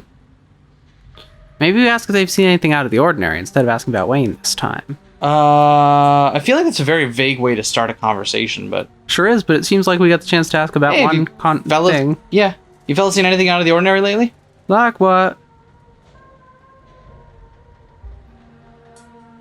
Odd noises in the woods, seems. Any odd noises in the woods? I heard something a few nights ago, like nothing ever heard. Some unearthly beast. I'm telling you, Isaac, you need to take a sick day. You need rest, man. Already taken a sick day this year. Can't afford to take any more if I want to have Christmas off. Tabitha! It can't be that bad here, right? We gotta talk to Tabitha about that. So let's scroll down, because wasn't that a warning? Was that a warning that Tabitha's approaching? I thought that was from Kanika. Yeah. I thought Stella was the one giving us the heads up on Tabitha. And yeah, why did they say it, right? Because Kanika's already pissed off at how Kanika's pissed off at how Tabitha runs the mines. Okay. Sorry, because... Okay. Yeah, that's what I assumed anyway. Because Stella was going to be the one who... Here, let's check the menu. History. Yeah. Oh, yep. Yeah, sorry. That's what I meant by that. Okay, yeah, you're right. How about weird animal sightings? Seen any weird animals around here? No, I was Isaac's. You were? Yeah. Oh, right, I was Smith. Don't tend to go on many hikes, not exactly the nature-seeing type. After a full day of work, all I see is my bed, maybe a few beers in between. Alright, let's ask about... I don't think we need to ask about... people getting sick? Maybe. Knocking in the mine seems like the barking up the wrong... Yeah, people getting sick seems interesting. People getting sick? You a health inspector or something? The boss looks out for our health. Okay. I don't want to ask about the mines. Anything else? How about we ask about Wayne again? Do any of you know a man named Wayne? Wayne? Do you mean Sam Wayne? What are you asking about him for? Wait, have you seen him? He's been following me. Yeah. I think rather than just saying, I just saw him just now, be more like, this guy's been following me around and like implying he might be like, yeah, he's been following me. Oh, thank God. Everyone thought he was dead. Now, hold on. Creepy doesn't exactly sound like Wayne, does it? How do you know it was him? Name on his jacket. Yep. Name on his jacket, Wayne, just like yours, says Smith. So do all our jackets, but if I switch with Isaac's, that don't make me Isaac's. No, it's gotta be him. There's no way he's dead. You really think he's run around town, creeping on strangers and ignoring his friends and co-workers? Seems more likely to me that somebody took care of him, so to speak, and is running around in his clothes. The miners stand in silence for a moment, considering what they've just heard. It's not possible. That's ridiculous. This is messed up. But who would do something like that? I don't know. Why don't you ask his girlfriend? Yikes. Do you think? No way. Just saying, he wasn't exactly the first fella to fall for her, charms. Lots of heartbreak in that woman's history. Lots of jilted ex-lovers, if you catch my drift. Dang. Who are they talking about? I told him not to get involved with her. I told him. Who's Wayne seeing? Who was Wayne seeing? Whoa, now, if you don't know that, there's no way I'm poking that wasp's nest. Forget we said anything. Yeah, I don't want to be next on the chopping block. I wish there was a way we could turn this into, like, parlay this conversation to being about, like, listen, he's following me around. It's about my... I need to know so I can get to the bottom of this so I feel safe. Don't think of something like that. Look, I just don't want to cause any trouble. Enough people losing their jobs as it is. I got mouths to feed. Losing their jobs and in Sam Wayne's case disappearing. We've already said too much. Come on, boys. Should we check in? Just as a heads up, the only group I still see out there is pretty close to the main office. It might still be worth talking to them, but I don't know if I can give you all that much of a heads up if Tabitha comes out. Maybe we should meet back up. We got some info. Yeah, let's meet back up. Let's meet back up. Cool, we'll meet you by the van. You're interrupted by a sudden movement out of the corner of your eye. A girl carrying a bundle of snacks pops through the hole in the fence and disappears over the crest of a hill. Rosalina. That's Rosalina. Hey, I think I just saw Rosalina. Wait, really? What is she doing here? Clearly, she's doing a delinquency. Should we go after her immediately, or tell Oscar first, or... I feel like there's a non-zero chance... Like, we didn't get any vibes off of her, right? Yeah. There is a non-zero chance she is just doing a delinquency. That said, she shouldn't be in a working mine. Neither should we, but... Yeah, but one of us is a kid that is missing, hasn't spoken to family, and has now appeared. Let's go after her. Okay. I'm going after her. Good idea. We'll try and catch up with you. Can we be like, while we do that, one of you call Oscar? Oh. Stealth run. Oh, we got an achievement for not getting caught. Yeah. You rush over the hill to get your bearings, the sounds of active mining fading into the distance. Rosalina is nowhere to be found, but dusty footprints point toward a nearby mine. Something about the mine feels wrong, as though a cold anger lies burning inside, sucking the life from the surrounding hills. She didn't. I guess the old Maxwell place doesn't cut it as a secret hangout spot these days. But the Shaw mine? That place was shut down like 100 years ago. After it collapsed, that killed over 100 people. I thought Stella was going to be the one to drag me into an abandoned coal mine. Mystical seems Yep. useful. Have teens always been like this? I feel like I really missed out on my risk-taking years. So we should go after her, right? Yeah. Hey, remember all those bad feelings I got last night? This place feels straight up cursed. I mean, like Kanika said, a lot of people died down there. There's a lot of spooky history to this place. For all we know, maybe all that death left some kind of mark down there. Okay, just because a bunch of people died in there doesn't mean it's cursed. Come on, I'm not about to let Rosalina get hurt in there. Even if it means I have to go underground. Whoa. You sure, Neeks? Relatable and I can handle this on our own. Yeah, I'm sure. Much as I hate confined spaces, I hate the thought of other people getting trapped down there even more. So, who's gonna die this time? Stella and Kanika disappear into the mines. Before you follow, you briefly wonder if you should let Tabitha know about this.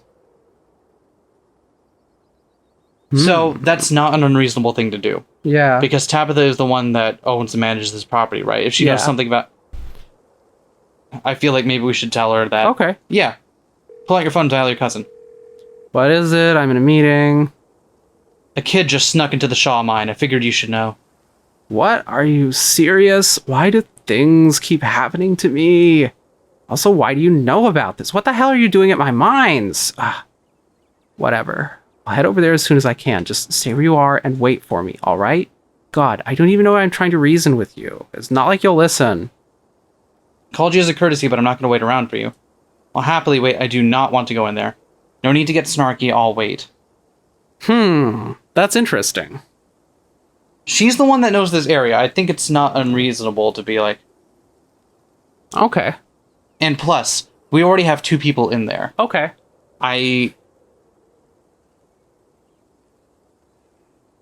Lie, no need to get snarky, I'll wait. So, if we're waiting, do we want to take the hostile tone of no need to get snarky, or just that, well, we don't want to go in there? I didn't take this as super hostile, but, like, I took this as, like, If anyone said no need to get snarky to me, I would immediately assume they were angry. Alright. Well, I mean, she's the one that started taking the bitter tone with us. That's true, but that doesn't mean that we have to reciprocate it. Okay. Oh, I will happily wait. I do not want to go in there. Achievement unlocked. Minion. What does that mean? Good. Tabitha hangs up on you. Tabitha.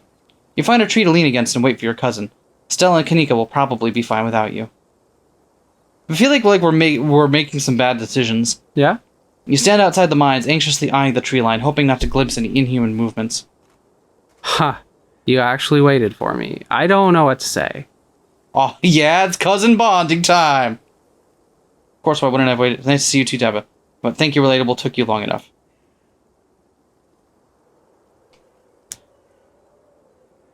A little bit snarky? Yeah? Nah, or... I feel like why wouldn't I have waited seems reasonable. Yeah, of course. Why wouldn't I have waited? Do I need to explain that to you? You haven't exactly been reliable since you've gotten here. Come on, let's get this over with. I don't like the thought of you walking around an abandoned coal mine, but I'd rather not leave you out here unattended. You should be safe enough with me there to guide the way. Tabitha huffs her way into the mine entrance and disappears into the darkness. You follow her and enter the mine. And the inside of the mine is warmer than you expected. The air thick and wet. The ceiling hangs much lower than you are tall, forcing you and Tabitha to hunch over. Your legs bend in a painful squat as you begin to navigate its maze of corridors. Do you know why the entrance to this place was boarded up? So there's a collapse, right? Yeah. Because there was a collapse 100 years ago that killed a bunch of people. 168 people. A man named Charles Shaw decided it was okay to use faulty wood for support struts, and the entire mine came down. It almost ruined our family. A lucky few died instantaneously, but for most of the souls who perished here, it was slow and agonizing. trapped under rubble, and left to slowly succumb to crush injuries or dehydration. It took a week to clear out most of the rubble and recover the bodies. The few survivors who were dragged out were never the same. I can't say I blame them.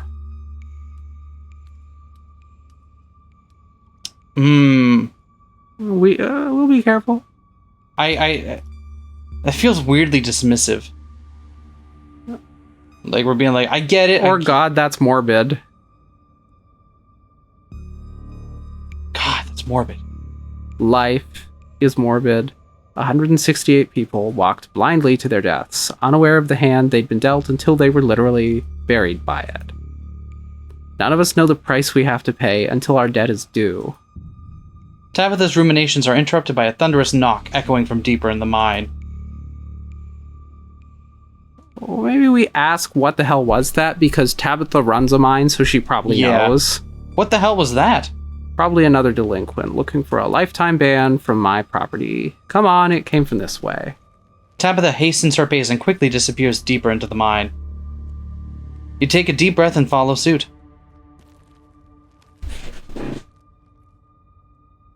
The deeper you progress into the mine, the heavier the air becomes. Coal dust hangs in thick clouds around you, even though this place was abandoned over a century ago. Echoing through the tight corridors, you and Tabitha can pick up snippets of a tense argument. I can't believe... Wait, disdainful teen girl. Oh. I can't believe your dad sent people to follow you. That's messed up. I think that qualifies as harassment. You're right, Becca. It is messed up. I don't need him telling me where I can be. You should at least check in so he knows you're not dead. He loves you and he worries about you. He's really not asking for much. Come on, kiddos. There's some real spooky stuff going on in town right now. You shouldn't be hanging out down here. We're not kids. Yeah. Yeah, we're teens. Well, look, you dumb bunch of kids to me. Wait, is that alcohol? Did you guys seriously sneak into an abandoned coal mine to drink canned margaritas? We're barely drinking. It's not a big deal. Rosalina, you're 13. I know the rest of you aren't much older. Whoa. Y'all are way rowdier than I ever was at your age. How'd you even get a hold of that much booze? Oh, I know that isn't you, Miles. And it better not be you. Yeah, whatever, it's me. What are you even doing here? Looks like we found our trespassers. I can't believe you and Stella managed to drag Kanika out here. She avoids me like the plague. What is the deal? What is the deal between her and Kanika? What's the deal with you and Kanika? Honestly, I have no idea. I don't hold anything against her, aside from the fact that she's always hated. But we know what Kanika's deal with her is. Yeah. She probably just got jealous that Stella and I started spending time together, but that was years ago, so who knows? What do you think of Kanika? I think the two of us are more alike than she'd ever care to admit.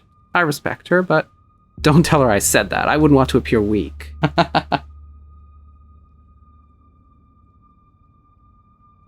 Maybe... Do we want to bring that up? I don't know. I feel like we either bring it up or drop the subject out of the many options here. Yeah. Is this the time, though? I don't know. Middle of a mine trying to rescue people. There's already been a knock because it's probably going to collapse. Maybe we... Let's just move on. Yeah. Let's move on. They're close. You breathe a sigh of relief as the tight passageways give way to a small cavern. Within, a group of teens engages Stella and Kanika in a heated argument. All of them are too caught up in the moment to notice you or Tabitha approach. My dad is a foreman at the continuous mining facility, and he says they only abandoned the mine because there wasn't enough coal left, so it's actually really safe, and we can hang out here whenever we want. Wait, Becca, I thought your dad was a charge hand. No, Alexis. He got promoted last month. Correction, your father was a foreman at the continuous mining facility. We'll see if he even has a job in the morning. Tabitha! I get that you're just trying to scare them, but come on now. What? Oh, shit. Oh, hey, Tabby. Hey, Relatable. We thought we'd lost you there. Did you run off to snitch on Tabitha? Kanika sighs. Probably for the best. These kids are refusing to listen to us. Hey, don't talk about us like we aren't here. Yeah, we can hear you. Alexis, don't butt in. I'm trying to make a point. Do none of you understand what a boarded up mine entrance is supposed to mean? It means it's closed, condemned, not fit for human use. Oh, come on, this place is way sturdy. Check it out. The teen with the beanie jumps up and slaps a strut on the ceiling. Poor choice. Oh, was that the knocking we were hearing earlier? My god, Zane, cut it out. You're embarrassing us. I'm sorry for Zane's behavior. I don't think you realize how extremely 8th grade it is to jump up and hit things. No offense, Rosa. Untaken. The other 8th graders are totally immature. This is Alexis again. Oh, okay. Not like you, Rosalina. You're chill and smart too. Enough. The damage is already done. Now leave. I'm tired of people in this town dragging my cousin headlong into danger. Can't believe I actually agree with Tabitha about anything, but this is the worst place I've ever been in my entire life, and I would like to see the sun again before I die. Ah, come on, you guys. Maybe it's not a big deal. We used to do dangerous stuff all the time, and I still do dangerous stuff now. I mean, I don't like this particular situation, what with the whole ditchling thing, but outside of that, who are we to tell them where they can hang out? I don't know who you think you are in this situation, Stella, but I own this mine. It is entirely within my rights to tell them to leave, much like it is entirely within my rights to tell you to leave. Was your lifetime ban from my mines not a clear enough message for you? Heck yeah, Tabitha, tear the sad 20-something to shreds. Hey, I'm defending you, and I'm not sad. Where'd you get that idea? Ma, Stella can't possibly be sad with me around. How absolutely rude. These pups need to learn some manners. Running a clickbaity YouTube channel where you run around in the woods chasing nothing is extremely sad. Oof. Yeah. Yeah, can you imagine running a clickbaity YouTube channel? God, I don't know anyone like that. So she's sad. So what? Give it a few years and you'll be sad too. The passage of time is inescapable. Thanks, Tabitha. Look, we just wanted to give Rosalina a good time. Her home life sucks right now. Yeah, tell him about where you have to sleep, Rosalina. We've been living in the library for the past couple weeks. Dad says we can't stay at our house. I have no idea who this is. We've been freely trading the voices. The teen lines, yeah. We got a hot plate and a couple of cots in one of the back rooms. It's actually a pretty sick setup. No, it isn't, Zane. Rosalina deserves better. I think we keep this to ourselves. Okay. This is not the time nor the place. You keep what Pixel told you earlier to yourself. I don't care about your home life. If you're gonna do your underage drinking, go do it in the woods. Just get off of my property. Tabitha! Look, Rosalina, I'm sure Oscar has a good reason for all that. He's a good guy and he cares about you. He thinks our house is haunted. Oh no, not this again. And I should care because... Because it's such a bullshit excuse. But he couldn't afford it anymore and is lying to you to save face. What a coward. Becca, I don't think you can, like, say that about other people's families. Isn't that, like, bullying or something? Shut up, Zane. Oscar actually invited us to check it out when we saw him earlier today. It could make for a fun, non-abandoned coal mine-related activity. Just throwing that out there. There's no ghost, Stella. It would be cool if there was, but Becca's right. I just wish he would be honest with me and tell me what's really going on. It's like he doesn't think I can handle it, like I'm still a little kid. There's nothing wrong with being a kid. You're all children, and none of you realize how good you have it. Back in the day, each and every one of you would be pulling 12-hour shifts in this exact mine. Tabitha! If it weren't for child labor laws, the 5 of you might have some actual character. Tabitha! Exactly. Rosalina's not mature. She still sleeps with stuffed animals. That doesn't mean she's not mature. I still have pork chop, you know. I rest my case. Wait, what'd you say about child labor? I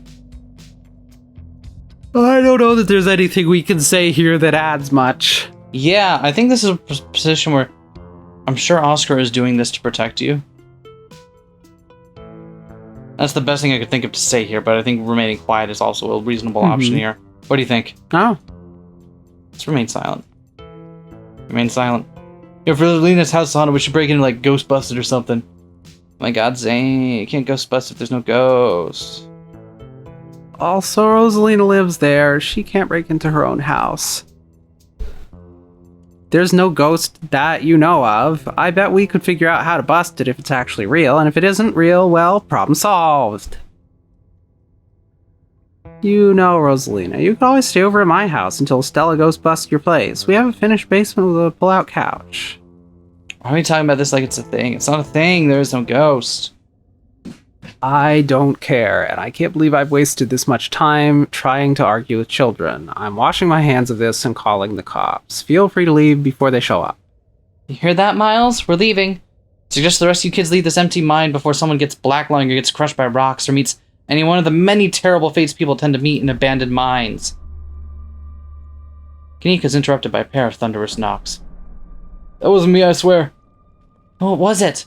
Come on, Stella, don't you have a whole list of perfectly natural explanations for scary mine noises? It's Tommy knockers, for sure. I know this isn't why we came down here, but we've got to check it out. Stella! I know, but weird stuff's been happening around here the past few days. What if this is our chance to get an actual, solid lead? The stakes couldn't be higher. Get the kids out of here, at least, and do you have no sense of self-preservation? I want you out of here, Stella. Oh, come on, Tabby, you can come along too. You guys are going after something spooky, count me in. Kidding me, tagging on with some olds to get jump scared by the shadows and freak each other out? No thanks. No need to opt out of something that isn't happening. Nobody is going deeper into the mine. Nobody is staying in the mine. You're all leaving. My god, the teen's right. I did get jump scared. Please listen to Tabitha before my heart gives out. It'll be fun, Neeks. It will not. I feel like Stella is a very bad judge of... Yeah. Of what some people's very reasonable limits are in certain scenarios. Wait a second, where did 3 of you run off to? Are you kidding me? Unbelievable. Wow, Kanika, maybe if you weren't still scared of the dark or whatever, you would have noticed them sneak off. I noticed them sneak off, and like I've been zoning out the whole time we've been here. They must have squeezed through that child-sized tunnel. Dang, I've always wondered where that goes. I've never been able to get these hips through there. It's probably for the best, dear. Can we get Gretchen to report for us? Stella, stop sneaking into my mines. Please, I am literally begging you. If only all the tunnels down here were wide enough for adults, we could already be done with this little mess. But no, there just have to be remnants from a bygone era. Didn't you just talk about how child labor was the good old days a minute ago? I was trying to get you to leave my mine. Becca's head pops out from the tunnel's entrance. We're not allowed to let you come in here and ruin our good time. Mine is safe. I've been here a million times. Yeah, Becca says we're safe and we're totally safe. Stop treating us like kids. And just whatever. Come on, you two. I know a cool spot this way. Okay, I think I know where that tunnel rejoins the rest of the mines. I'll go look for them, and I want each and every one of you to take note of the fact that I'm doing that. If those idiots get themselves lost and die, I am not letting their families sue me into the ground. Are those really your priorities right now? Yeah. Do you have a problem with that? I want the rest of you out of my mine. Except for you, Relatable, I'm not letting you out of my sight. Yeah, sure, I can never fit in that tunnel anyways. They've crossed a barrier that I cannot, so my time here is up. But only because Stella promised me to ghost hunt tomorrow. Whatever, I still have to do my dailies anyway, and the service down here sucks. Yeah, I feel you, Miles. I will happily escort these 2 knuckleheads out. No, you are not about to weasel your way into this, Stella. You see her puppy dog eyes? Yeah. Oh my god. Oh, come on, Tabby. I've been down here a ton. I can totally help out. Tabitha's eyes. There's no getting rid of you, is there? Fine. I won't waste my time arguing. We could just all leave. The point of going after them, they don't want us to do us. Do I have to come with you? Stella, don't push Tabitha's boundaries like that. Tabitha, don't push Stella away like that. She hasn't done anything to deserve it. I'm not getting in the middle of this. And there's no way around it. I can feel death's call out to us, and we are destined to answer their call. I don't want to do that one. But I wonder if that's our mysticism telling us that no matter what we pick, we end up down there. Maybe. First... Stella kind of has. Has what? Has done things to deserve it. Repeatedly breaking into a deadly abandoned mine. Yeah. Like... Man, we are doing a very bad job. Like... you know what? Yeah, Stella, don't... I feel like Stella really does not have a good sense of other people's boundaries. Like, I was saying that earlier. Like, she does not know how far it's okay to go with people. And sometimes that comes off as gregariousness, like hanging out with the person who just came into town. And sometimes that just becomes obnoxious by repeatedly inserting yourself into a dangerous situation that you've been told to leave. Stella, don't push Tabitha's boundaries like that. I don't need you to fight my battles for me, relatable. It's fine. Stella can tag along. You know you're happy I'm coming with. Okay. Alright. Well, there's no way around it. I can feel the depths call out to us, and we are destined to answer their call. Noted. Let's not linger any longer than we have to, shall we? Want me to take Gretchen with me? I don't know if it'll be easier to cover more ground without her. Excuse me, I have a formidable and self-sufficient monster-hunted companion. Huh, yeah, that's probably for the best. I don't want to repeat of last night, and who knows if we'll have to do any climbing. See you on this other side, hopefully soon. For sure, we won't be long. Cool, can't wait to bust some ghosts tomorrow. Kanika, Miles, and Zane head towards the entrance of the mines, leaving you, Tabitha, and Stella to find the remaining teens. Alright, no dawdling. We should be able to catch up with them if we go this way. She's pointing that way and yeets off screen Yeah. in the other direction. You and Stella exchange a glance as Tabitha ventures forward.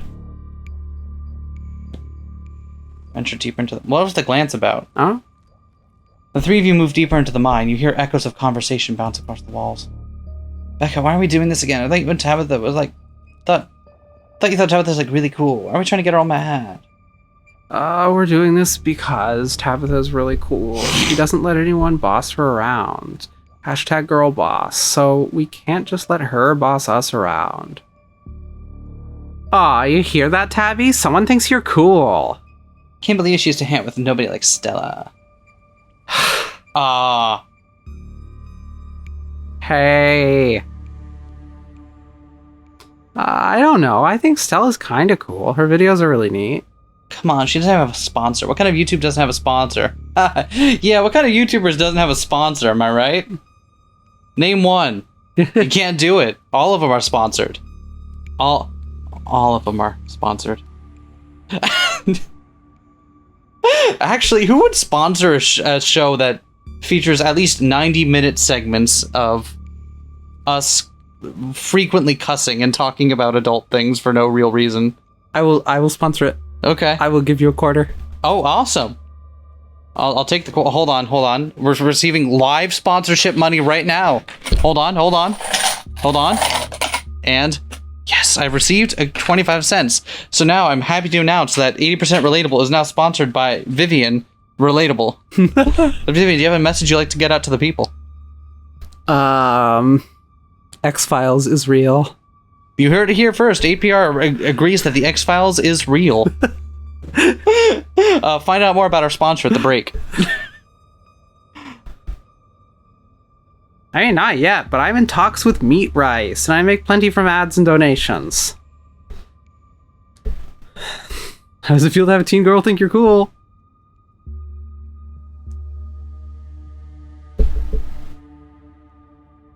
How does it feel? Dang, Stella, Meat Rice, that's a big deal. Are these mean? I don't know. Dang, Stella, Meat Rice, that's a big deal. They're like on every big podcast. Thank you. It feels like a really big step for the channel. I just wish Becca hadn't said all the things she's said tonight.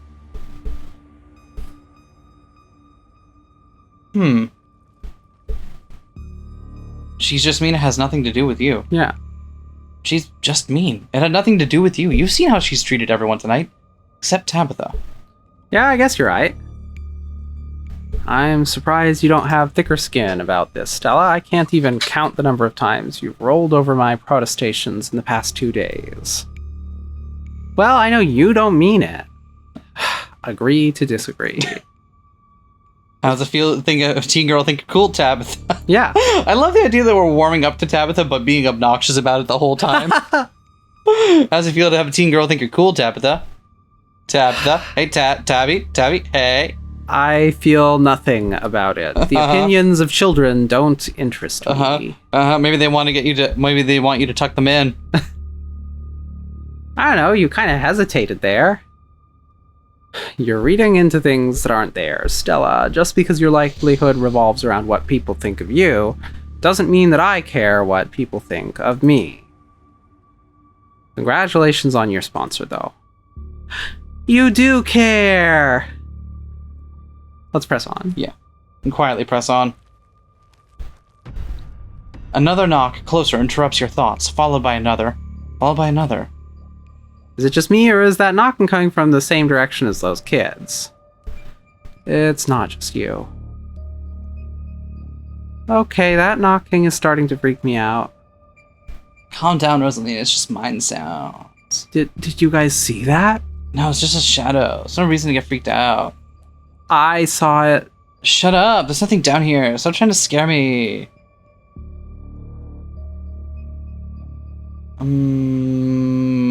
Okay, we got a lot of options here. Yeah. Are we sure the tunnel they went through is going to meet up back up with us?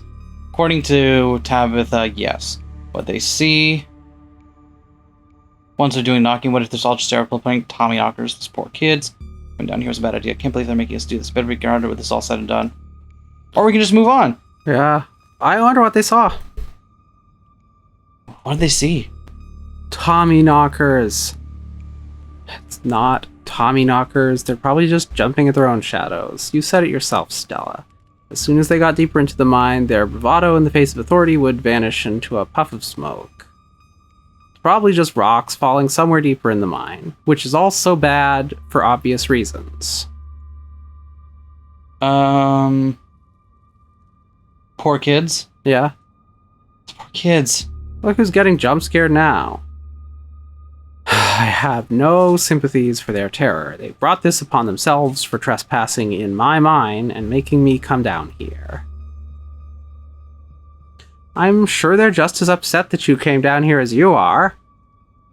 Are we sure the tunnel they went through is going to meet back up with us? Are we sure the tunnel they went through is going to meet back up with us? Yes, I'm familiar with all the old maps of this place. There should be a central chamber not too far from here where everything joins back up.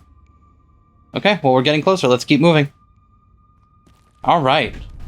As you progress deeper into the mine, the knocking grows more frequent. Still distant, but much louder than before. The tunnel ends abruptly in front of you. A century-old ladder is the only way forward. In the darkness beyond, you can still hear the youths, their panicked arguing echoing down the pitch-black corridors.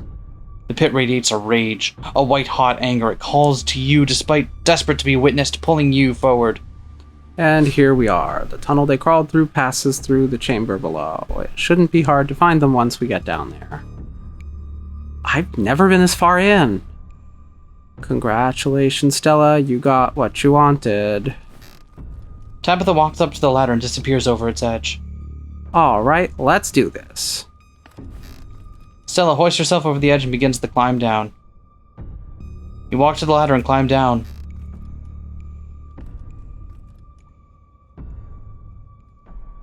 I'm pretty sure this is the way back. Come on. Pretty sure. I thought you'd been down here before. Okay, maybe I didn't get this far in, but whatever. It doesn't matter. I definitely remember the way out. Hurry, I don't want to be down here anymore. I think it was actually this way. Shut up. No one even wanted you to come with us anyway. Becca. Yep, they're close alright. Good thing they're so damn loud. Sounds like they're really lost. The voices around you, those of the teens and your companions, sound odd. Distant. There's something in the darkness before you that is much louder. Though you don't hear it, but you can feel it in your chest like the deep growl of a predator. Find yourself stepping towards the black chamber before you, compelled by some unnatural force. Hey, are you alright, Relatable? What do you think you're doing? Get away from there. Your cousin dives towards you, but not before the light from your phone illuminates the chamber. The fuck? You said we shouldn't use this shipment. You know it's compromised. We couldn't afford to wait on new wood, Charles. We had to go ahead with it.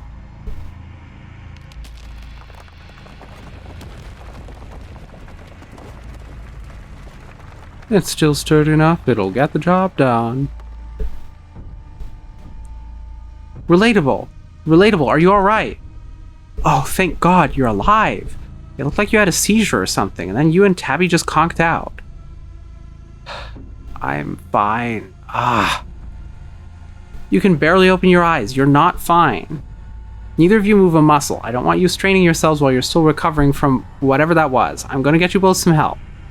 I'll be back soon, I promise. Don't die on me, alright? I refuse to die yet. You fade back out of consciousness as your companion clambers out of the pit, intent on your rescue.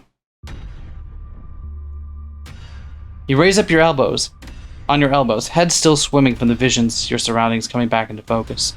Your head throbs as the knocking continues, now magnitudes more intense than ever. Through it, you once again hear the panicked voices of bickering teenagers echoing down the stone corridors. Becca, you're just getting us more lost. It's this way. You're sure, then why don't you just leave? I can't believe I let Alexis stop me into inviting you in the first place. Becca, I'm just trying to help. I said go. Okay, I will. Alexis, you don't have to go with her. You know that, right? Pick a side, Alexis. I'm sure Becca knows where we're going. She wouldn't just lie. Sorry, Rosalina. The increasingly desperate voices of the teens are drowned out by the thunderous knocking. You can practically feel the ground shake beneath you. You can almost see the walls vibrate with the intensity of the hellish sound. God, that knocking is not helping my headache. What the hell just happened? Both of us were shown the dark truth of this place? Yeah? Both of us were shown the dark truth of this place. The sins that were committed, the deaths that followed. There's got to be fumes or something down here. It's an old mine. These places are death traps. We probably just hallucinated. Are you literally gaslighting me? I don't think that's gonna be the... But it's literal! I mean, is it? Is that what she's doing? It sounds like she's trying to rationalize a difficult experience. Alright. Should we try to sow the seed of doubt? Okay, sure. How can you be sure? Look, these kinds of things happen in mines sometimes, especially when there's bad ventilation. Stop being weird, we're leaving.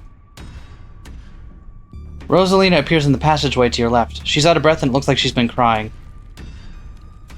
I'm so sorry I snuck off like that. I just wanted Alexis to think I was cool. The entire cavern shakes with the sound of a rock fall.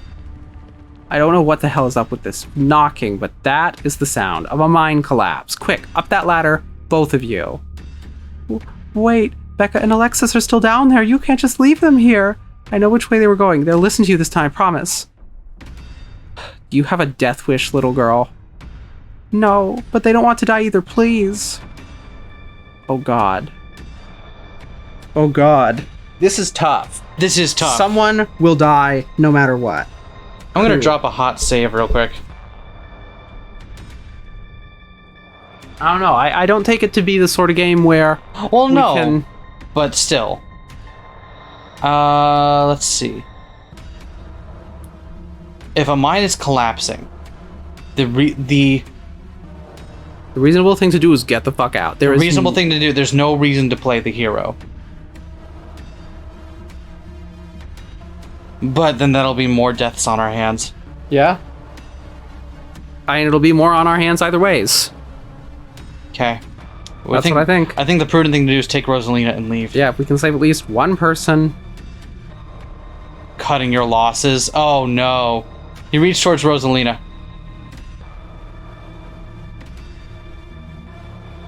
Your dad wouldn't want you to die down here. Your dad wouldn't want you to die down here, Rosalina. What about their parents? They wouldn't want Becca and Alexis to die like this. They already crossed that bridge. You can cross it too if you want. I don't care. Rosalina hesitates for a moment. Alexis, Becca, the way out is this way. If you just follow my voice, you'll be able to make it out. Okay, let's go. Wow, I feel like a shit. She grabs your hand and the two of you start climbing.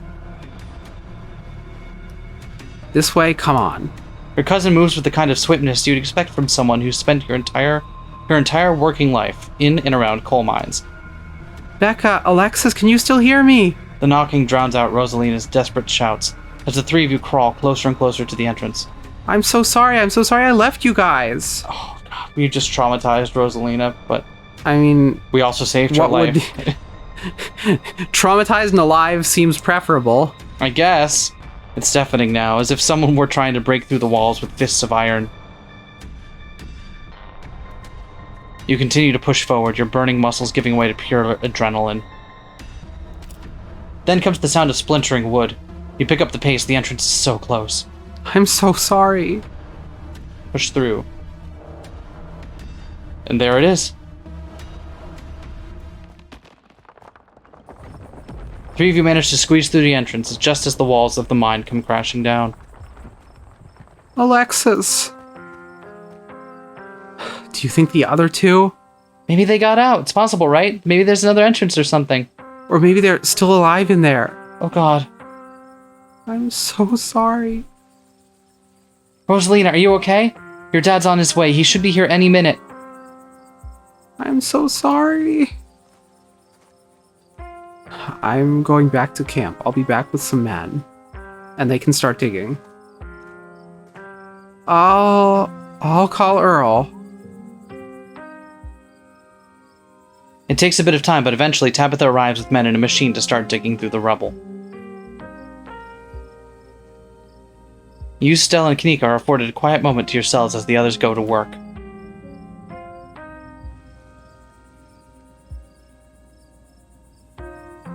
Vision. The vision? Yeah.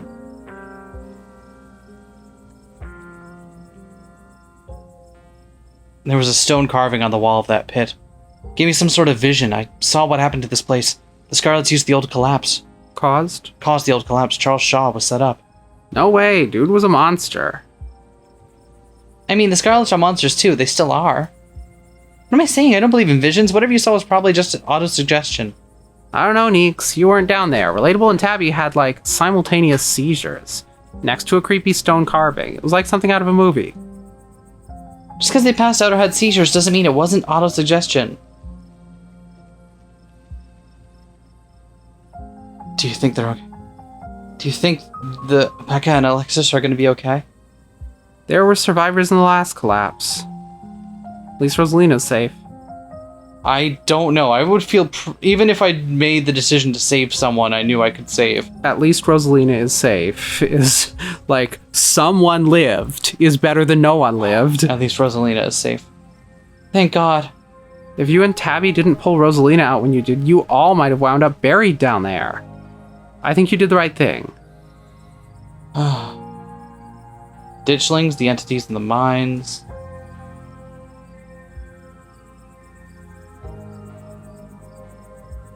Mystical again? Yeah? Yep. Something's telling me that this was only the beginning of our ditchling problem. I can't imagine how much worse this could get. It's all a little too magic for me. Just because we had two bad things have happened doesn't mean there's a pattern. Right?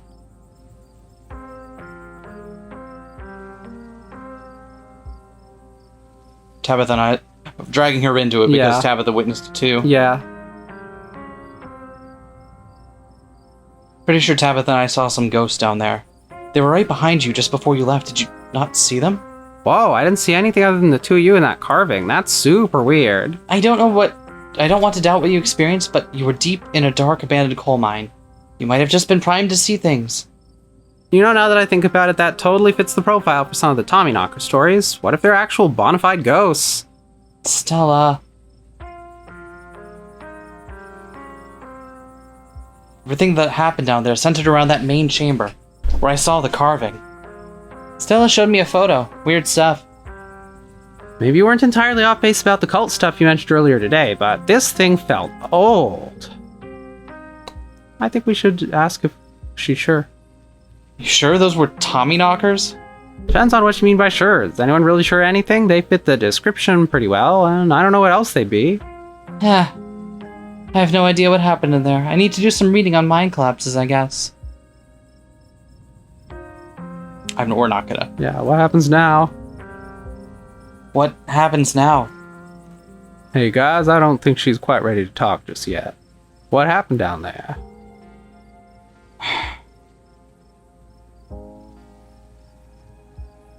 I don't think we need to bring this up with him. The Tommyknocker thingy, but she did make it out of there because she stood up for herself, and we also made sure of that. Those both seem like reasonable. This feels like we're just vying for praise. Okay. I don't really feel good about that, but Rosalina made it out of there because she stood up for herself. You should be proud. She's a good kid, Oscar. Thanks. Let's ask if he knows the kids. Yeah. Have you met the kids Rosalina hangs out with?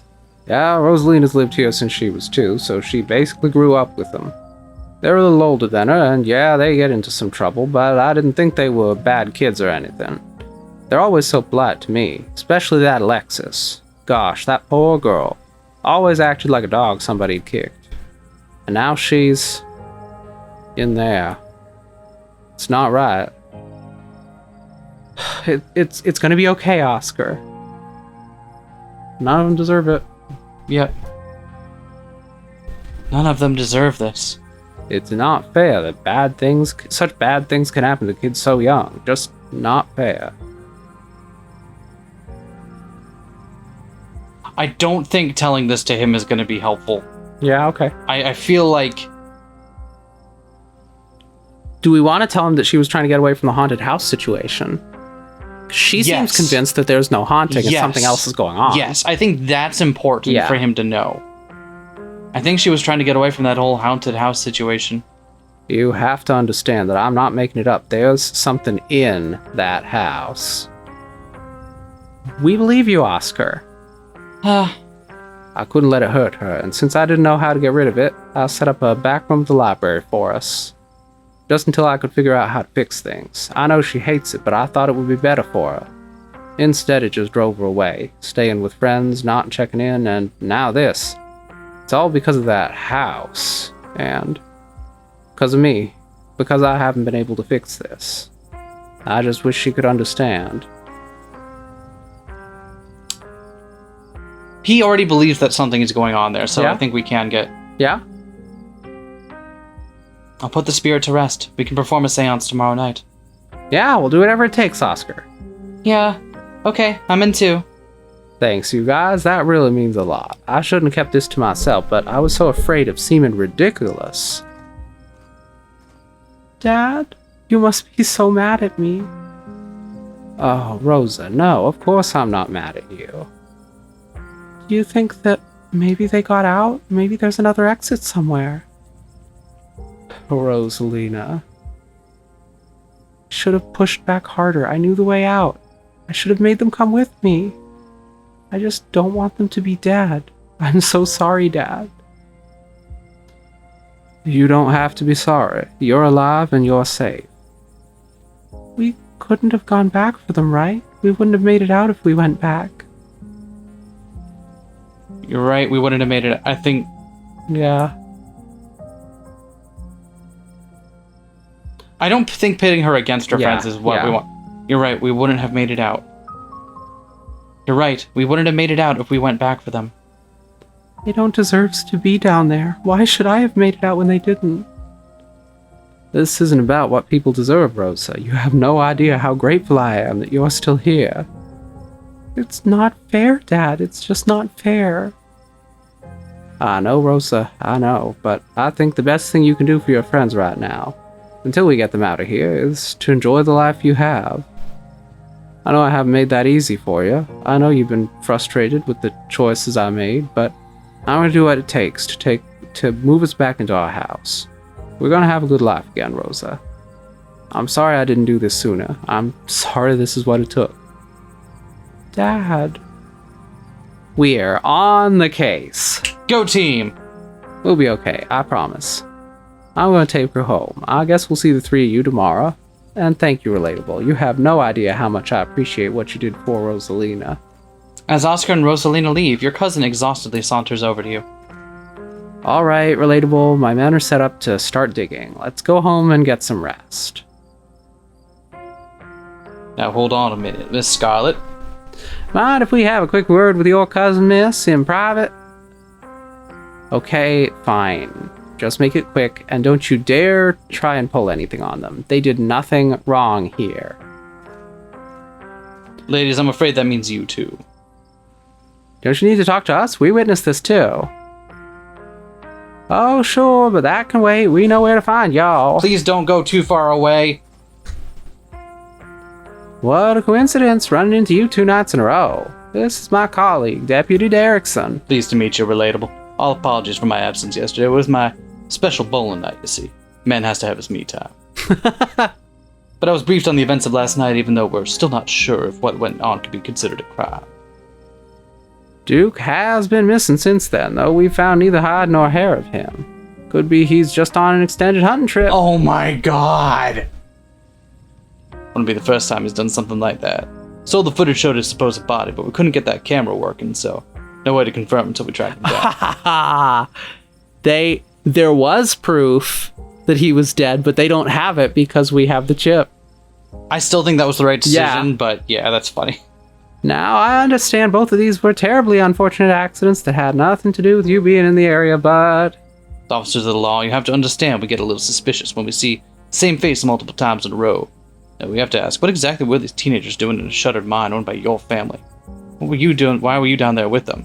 You gotta understand where we're coming from. 2 kids, 15 and 14, are buried alive down there, and maybe they're dead. There were... You were on the premises. 16 other... Whether or not that was merely coincidence remains to be seen, but we gotta do our diligence here.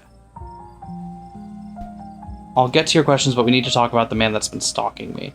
That seems useful. I'll get to your questions, but we also need to talk about the man that's been stalking me. His name is Sam Wayne, and he used to work at the mines here. Seems an awful lot like Deflection to me, wouldn't you say so, Earl? This is a nice town. People don't go about stalking strangers these I days. immediately, any faith I might have placed in you is... Are you kidding me? Can you... Please, I'm in fear for my life. That seems like the most likely to get them to do something. Please, I am in fear for my life. Alright, fine, we'll take a description. Derrickson scribbles down your description of Wayne. You watch too many movies, kid. Can you tell us what happened down there? We saw some teens sneak into abandoned mines, so we went after them. Yep. We saw some teens sneak into an abandoned mine, so we went after them. We were just trying to do the right thing. Of course. Very noble of you. Pardon our questions, we're just trying to gather all the facts, see? Just being thorough. Our duty as officers of the law. Being thorough about that, but not about the man stalking us. Got it. Oh, there's nothing more you can tell us. Suppose we'll go on about your evening, but we may be in touch. Have a good one. Deputy Derrickson tips his hat to you. The 2 officers wander back towards the mine, Derrickson taking notes as they examine the scene. You make your way towards Stella and Kanika. I just can't believe 2 nights in a row. Is it my fault, Neeks? No, this is all just an awful coincidence. It's not your fault. Oh hey, guess the cops are done with you. What, are they gonna take you in for being present at an accident? Sorry if they give you a hard time. Small town cops, you know. Always blame everything on drifters, even acts of God, I guess. Excellent, you didn't get arrested. Now come on, let's get back to the estate. I'd like to get some rest before I have to deal with the fallout of everything that happened tonight. I'll see you tomorrow, okay, Relatable? Excuse me, Just stop trying to get my cousin killed, Stella. Come on, let's go. Tabitha starts walking to her car, pulling you by your arm. Should we say that we'll text? Yes. I'll text you when we're back. Tabitha doesn't say a word as the car cuts along the darkened road. You try to keep an eye on the surrounding wilderness as she drives, wary of what may lurk behind the tree line. How are you holding up? Yeah.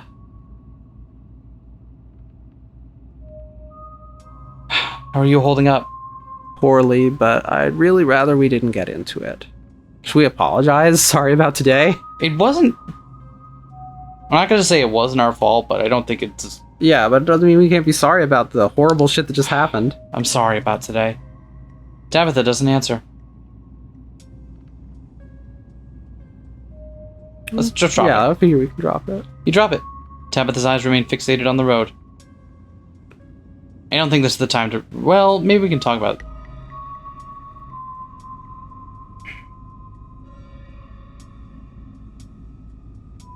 Did she tell us she doesn't enjoy small talk? I can't remember if that was her or her cat. I think it was her cat. Oh, yeah. But still, I wonder if the Becca and Alexis thing... Yep. Because that just happened. Seems sensible. Yep. Do you think Becca and Alexis are okay? We won't know for days at the earliest. Their parents should have kept tighter reins on them. I never got into any trouble like this when I was a teen, and I have Perlan to thank for it. Hated it at the time, but that strictness paid off. Ugh, what am I telling you this for? Oh, are we bonding? You can tell me stuff. You can tell me stuff. I'd like to know more about you. About Pearl Ann, for that matter. Maybe later this week. I don't have the energy to get into it right now, but I think I'd like that.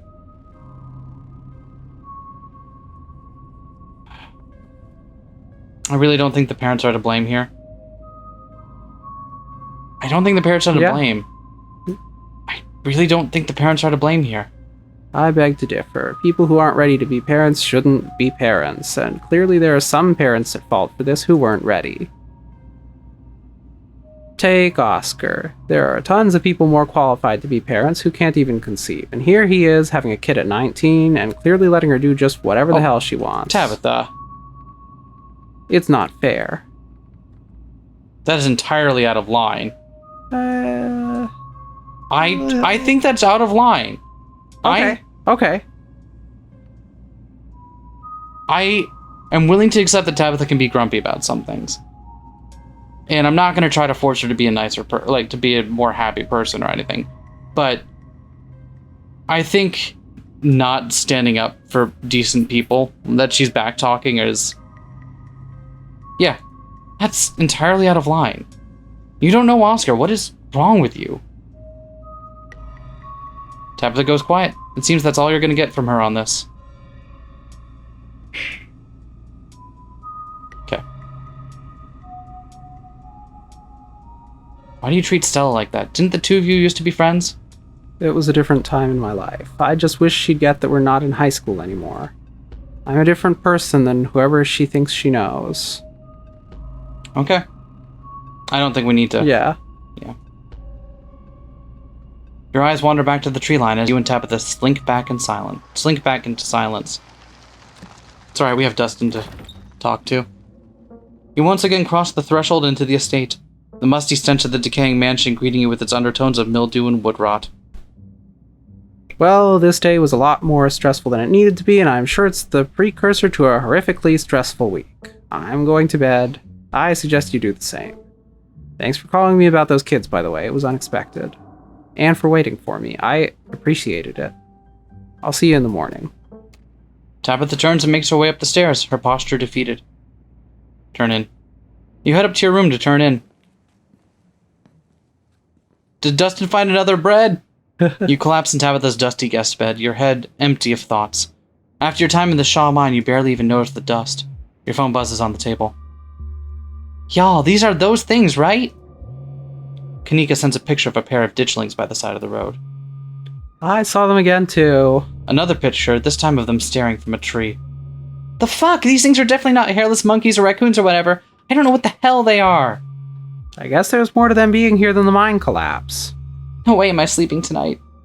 You think about looking out of the guest room window, but at this point you're too exhausted to leave your bed. The adrenaline from this evening is finally wearing off, replaced by a creeping exhaustion that threatens to overwhelm you. Your limbs feel heavy, your eyelids slipping down over your eyes, even as you stare down at the ominous pictures on your phone. If it weren't for the pit of dread bawling in your stomach, you would almost feel comfortable as you settle in between covers, your tired bones sinking into the decrepit mattress. When you close your eyes, your thoughts drift to Alexis and Becca, terrified and alone, not already dead. Your eyes shoot back open, your heart pounding as the door to your room swings open. Just the cat. It's just the cat. Don't read into this. The woman kicked me out. Just want a warm place to sleep. It's nice to see another living being, even one as unfriendly as Tabitha's cat. The comfort of her presence sets your mind at ease, and you finally slip into a deep sleep. I wish we could be like, yeah, alright, truce. A wow? Oh, whoa. Down the hall. Tabitha's room? Who's she looking at? Whoever the second person is that lives here? Maybe.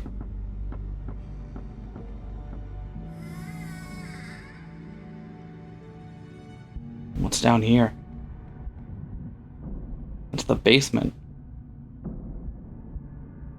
What? The knocking. The knocking! Oh shit, that's not good. It's the end of episode 2. Episode 3 is currently slated for late 2021, early 2022. Be sure to update you once we have a firmer release date. Cool! Well, shit. That was awesome. Hell yeah, that was awesome. And you can be sure we'll be keeping up on this game as new episodes release. Oh, yeah. Absolutely. It looks like it'll be a couple of months between episodes, but we'll be here for it, so. In the meantime, thank you all for joining us. I hope you enjoyed our little diversion down here to Scarlet Hollow. And, look forward to more Dustin. If you got anything else along these lines that you wish to suggest, or something totally different, Throw them our way. let us know. Yeah!